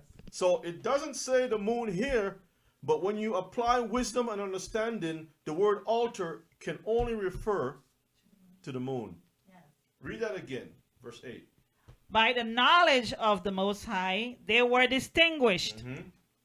And he altered seasons and feasts. Back to the same feasts. That the we read appointed times that we read right. before. Read verses 9. Some of them he have made high days. What is a high day? Shabbat. The Sabbaths, the Shabbats. Read. And hallowed them. He set them apart from the other days because there's no green day, blue day, and things like that. It's just a day. But he made one a high day. Read. And he hallowed them. Uh-huh. And some of them he made ordinary days. See that? Some of those days are just regular days. You can Or go work out, days. You can go out and cut your lawn, cut your grass. You can work for Mr. Johnson or whatever it is. But when it comes to certain days, he says, I set them apart, special days for himself. Because we are in covenant. He says, as long as you can see the sun, moon, and stars, you, Israel, are also in covenant with me. I have never changed. You're not a Baptist. You're not a Methodist. You're not Episcopal. You are an Israelite. You're a Hebrew. He never called you after the names of other men. because Baptist means John the Baptist, right? Methodist, Episcopal, whatever. Wesleyan, some of these other names that they have. Lutheran. I'm a Lutheran. He never called us the names of other men. He gave us his name, Israel. Read. I have one more for you in Ezekiel 46 and 1. Okay. Ezekiel 46 and 1. Read. Thus saith the Lord God, the gate of the inner court that looketh towards the east shall be shut the 6 working days. But on the Shabbat it shall be opened, and in the day of the new moon it shall be opened. We're going to cover that again at a later point, but this is a very important piece that she's reading. It indicates that there are 2 times, okay, there are 2 times that the gate to come in to the court, the holy place, is shut. The rest of the times are working times. The new moon day is the time when it's you can't bring no work, you can't do any labor, and also the Shabbat day. And that's important to keep in mind, okay? That means to say that there are 6 working days. How are you gonna? Okay, so what do you can't call the new moon day a working day, and still end up with 6 working days. Right. Does that make any sense? You can't include the new moon day in your 6 working days. So you got to leave that off. Boom. That's to the side. You leave that off. 1. Then you count 1, 2, 3, 4, 5, 6 working days. Then you have what? 7th day to rest. Time to rest. See, and then you start your cycle again. Okay? The new moon shows up only once per month. Once you got your 6 days, then you got your rest, then you got your 6 days, then you got your rest, then you got your 6 days, you got your rest, your 6 days and your rest, and then it starts back again. You transition, okay?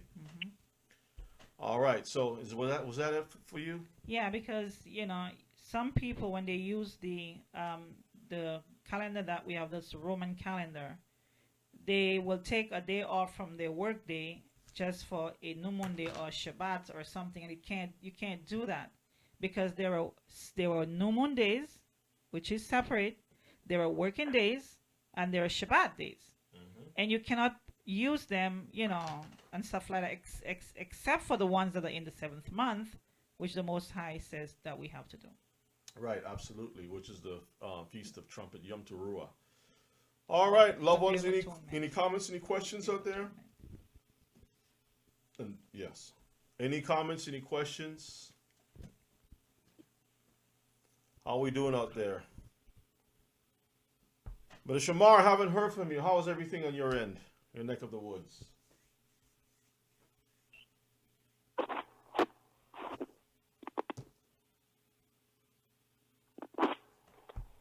Well, I don't have no comments, teacher. But what I'm saying is, what I observe, everything is very good, very, very good. I really enjoy it. And what I have to say,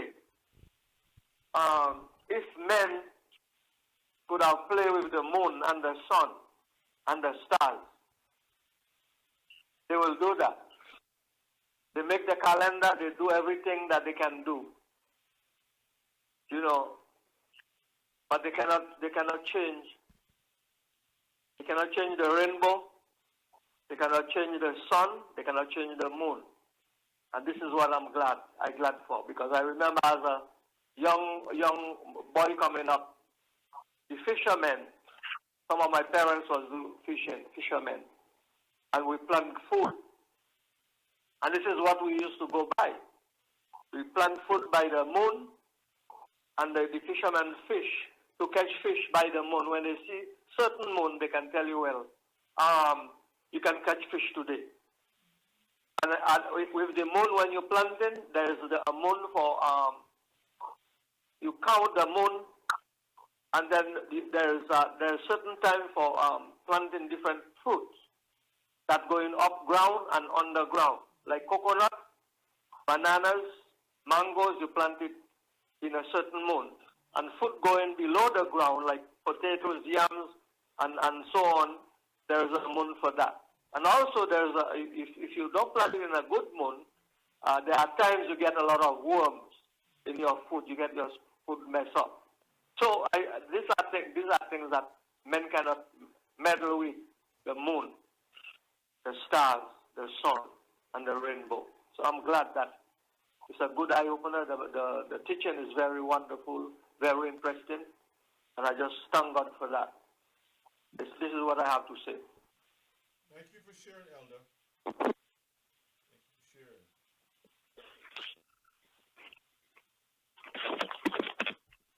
Hello? Brother Shamar, welcome.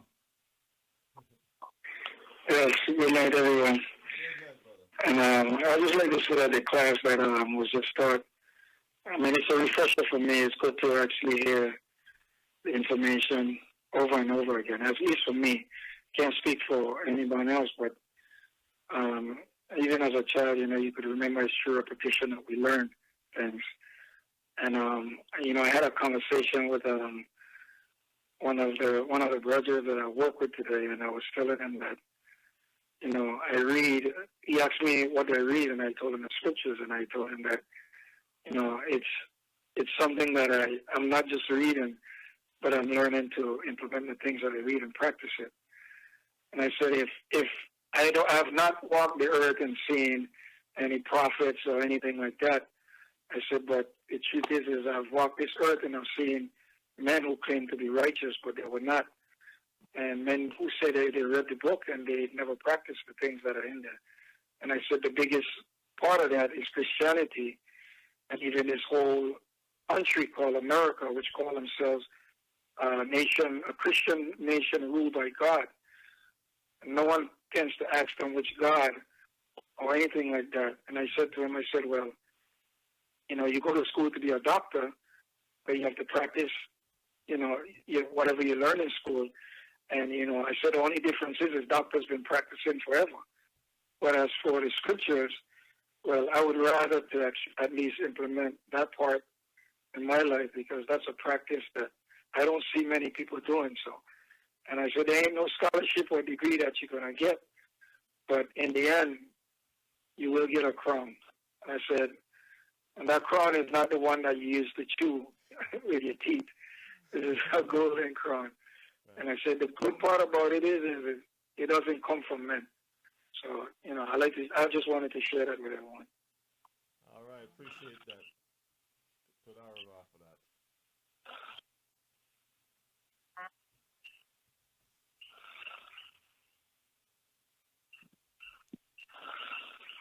All right, any newcomers that have questions about the Shabbats?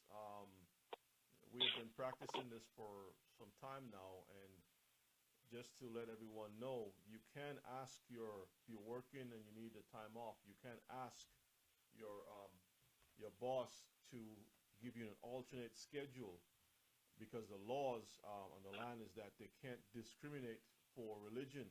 Now imagine we have the sodomites out there that are practicing the full parts of the law, saying that no one can discriminate against them for their sexual preference. So why don't you use the laws that is already on the books to stand for righteousness? You can ask your boss. If you need a letter, you can always contact me. I can put together a letter for you. I've done it multiple times, and they have to acknowledge that because there are laws in the books. So you can work out a schedule. Either you can work a longer day, or just work on the weekends. If it, if the Shabbat, like it falls in the week, the Gentile week, okay, you can work the weekends to make up that time or whatever it is. But there's always a way that you can work around, that you can fulfill the actual time that the Most High have set. I'm on that schedule. I do work a job to provide for my family, and I was able to acquire by law the time that I can have off to keep the Most High's appointed times. And so if I can do it, I'm not just one exception. There are many others who have actually done that. So be encouraged, Israel. Be encouraged. We can do it. I suggest we do the best we can to get it done. The Most High will take care of you. The Bible says, I have never seen what? The righteous forsaken, neither his seed begging bread. I'm sorry, I had the mic turned down there, so I'm not sure if you was able to hear me. Neither his seed begging bread. So, so loved ones, we can do this. We can do this if we make the effort. The Most High will make the way for us. He has always done so, and He will do it again. Okay. Can I say one more thing? Sure, go ahead. Just to add to what you're saying, I think that the biggest part of people stepping up and asking for the time off is fear. And I say that because people, most of us, when we don't have a true understanding about things, we don't like rejection. So people would go and they would, I don't want to ask my boss because I don't want to hear no, or, I'm afraid to do it and what's not. But the truth is we can never say that we believe in the God who created heaven, earth, the sea, and all that in them is part of war for our ancestors, part of the sea for our ancestors. Right. Delivered numerous of us, including us today, that are here even now from many different things, and don't have a faith or belief in that power, that power can do anything. And I think that's the reason why I use the word practice, because if you practice to be fearful, you will be fearful. That's right. Yeah. But if you practice to be righteous and to seek righteousness and to actually form a relationship with the one true creator of all things, there's nothing that you ask that he can't do. Because remember, he also said, I created evil, so don't you think that if you ask it, he can keep you away from it also? That's right. So I'm saying that because we have to be bold, but not bold in our own flesh, but bold in the Most High, meaning that we know where our power comes from. And if you really want to prove it, you have to be even like Abraham. You have to go out there based on faith, knowing for a fact where your heart is and your mind and your soul is, and then use it as a check mark. Go out there and see exactly. If you want to test the Most High, go ahead, but don't test him in sin or anything like that. Test him in righteousness, and you'll see exactly what he'll do for you. That's right. Exactly. Amen. Amen. Well said, brother. Well said. Thanks for sharing that. I hope that has been some encouraging words for many of our family, our brothers and sisters that are struggling with that step. As a child, you're a little afraid to fall when you're making the first steps, so you hold on to something. So let's hold on to our King, and let's be strengthened by Him also. Can I say something before you go? Sure can. It's all yours. Yes. This is Rosie. And I had a conversation with someone last week, and I'm so glad that you were able to spread the word, to for our people to understand who we really are, because there are people out there still that are, trying to pull the wool over their eyes and making them feel that, all of the Hebrew Israelites doesn't exist anymore. That's just ancient time. And now we all consist as Gentiles. There are no such thing as Hebrew Israelites anymore. Yeah. That's all I want to say. Yeah, and as a matter of fact, that's why we read Jeremiah, chapter 31, Yeah. Because it and also Psalms, where, it says in the word that as long as you can see the sun, moon, and stars, just know for a fact that Israel is still a nation in the eyes of the Most High. You know, in the Bible it talks about the sun will not give light, and you know, the moon and things like that. But they don't explain that that particular period is when we transition over, no longer the way we are right now, into the new form to meet the Father. When we change from that, what they're, go ahead. Yeah, what they're also saying, you know, as we the class that we had previous 2 weeks ago, this person said that you know, the Old Testament doesn't exist. You know, we should only focus more on the New Testament.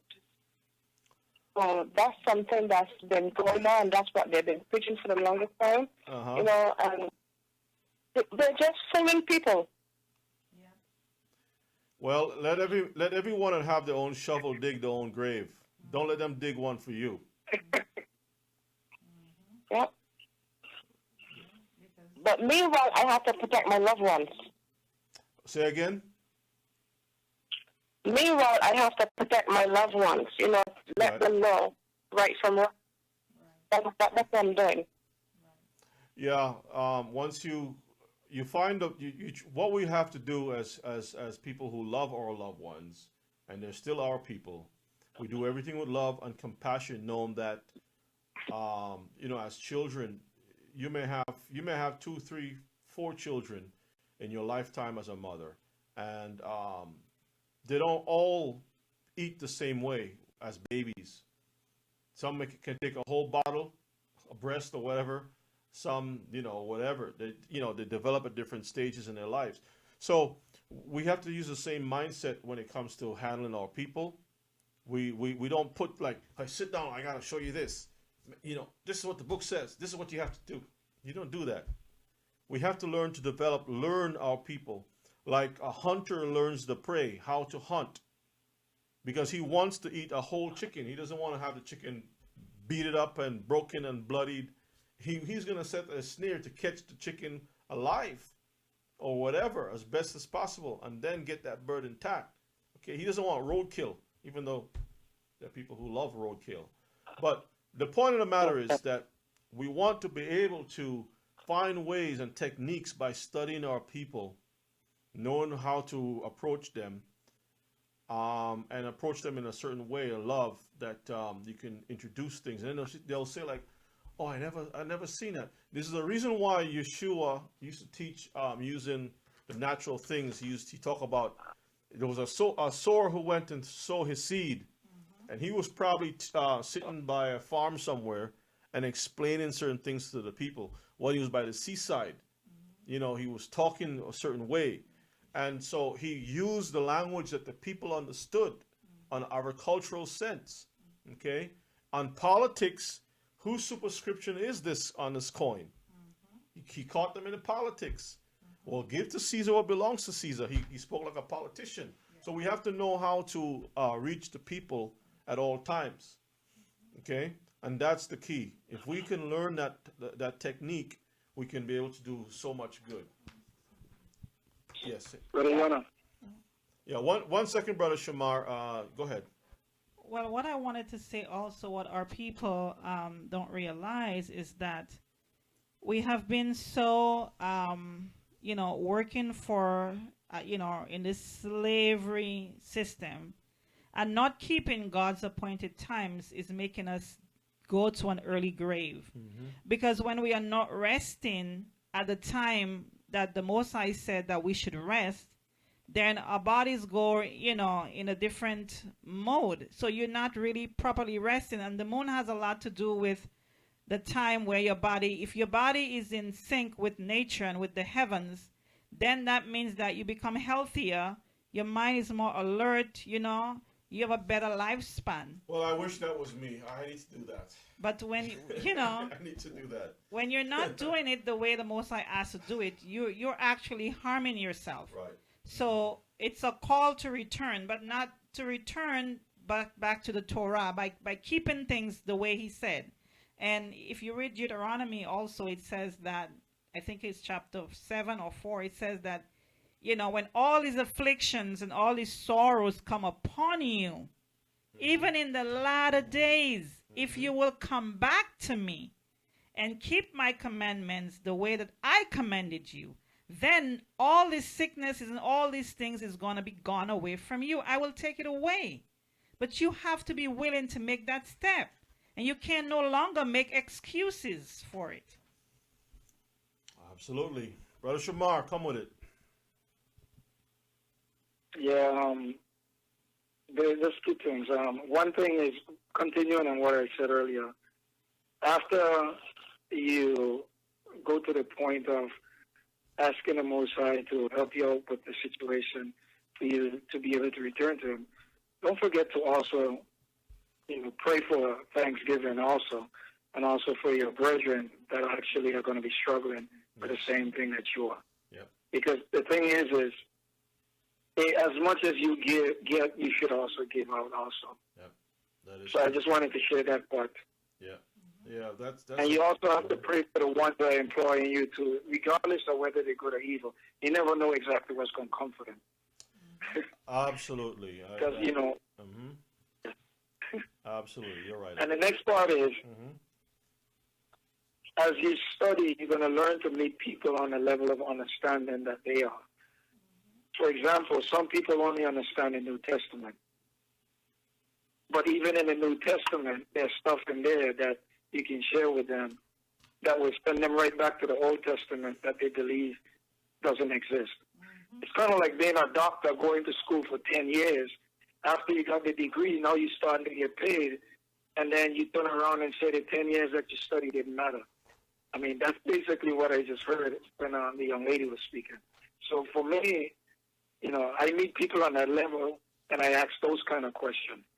I basically use that opportunity to ask you about something that you do personally that relates to the scripture.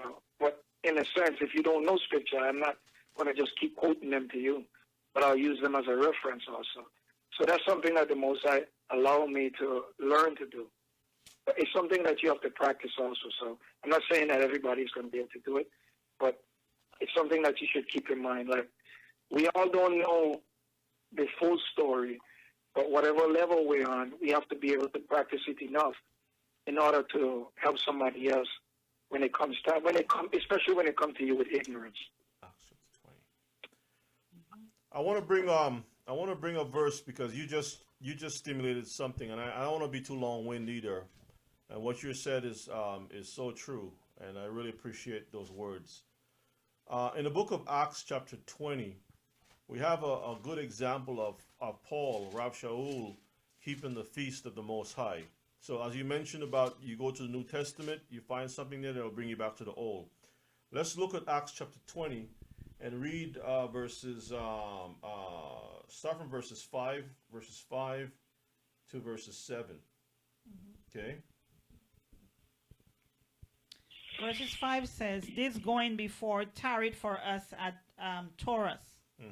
And we sailed away from Philippi after the days of unleavened bread, and came unto them to Taurus in 5 days, where we abode 7 days." Okay, so we have evidence that they kept the Feast of Unleavened Bread because it says they stayed for 7 days in one spot. In other words, they took the time to rest and to celebrate. Okay, let's jump down to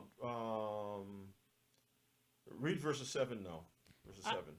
"And upon the first of the weeks, when the disciples came together to break bread." Wait a minute. Is that word day? Is that in italics? Yes. Okay.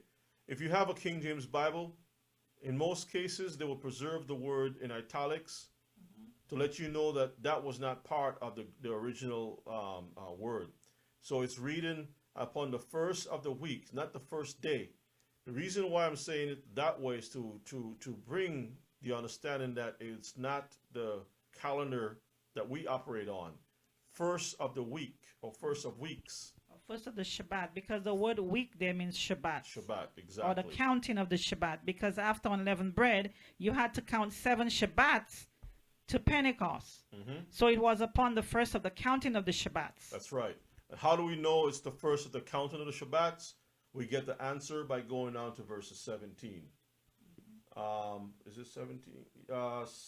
No, 16. Read 16. Yeah, 16. For Paul had determined to sail by Ephesus because he would not spend the time in Asia. Why? For he hasted, if it were possible, for him to be at Jerusalem the day of Pentecost. The word Pentecost is a Greek form for Shavuot. Exactly. So right after Unleavened bread. unleavened bread, Right. he was making his way down to Jerusalem so he can partake of the summer, the summer feasts. Right. Okay, So they had the counting of the weeks. you have to count, right? And then you come to Pentecost. That's right. So the whole thing is telling you, sends you right back to Leviticus 23. There you go.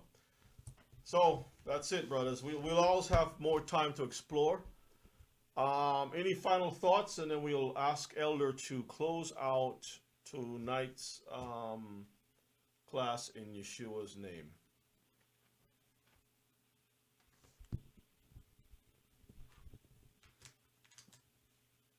All right, Elder, are you still with us?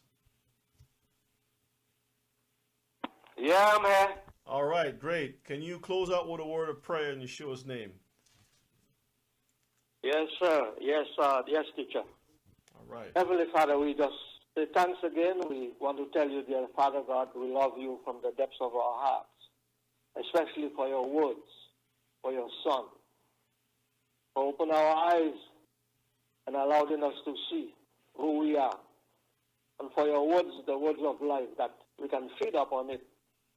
We eat our daily food, but your words are food for our soul. Therefore, we are glad, and we thank you again very much for the teacher that impart your words to us, that we can see and know for sure that you are who you are and you mean what you say. So help us, dear Father, that we may continue to serve you and love you and live for you all the days of our life. We pray that thou may bless us tonight richly, and those of our loved ones that are sick, we pray that thou may touch their bodies.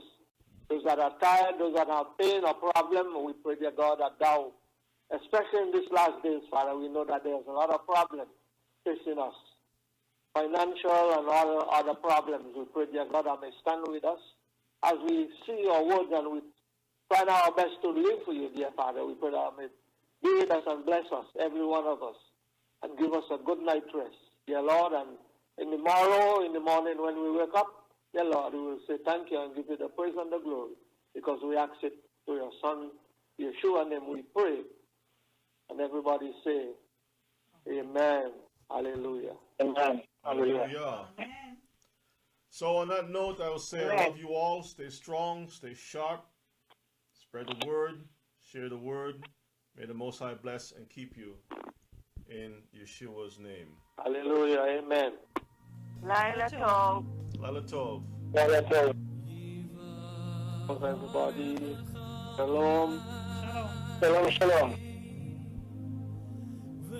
Shalom. Loved one.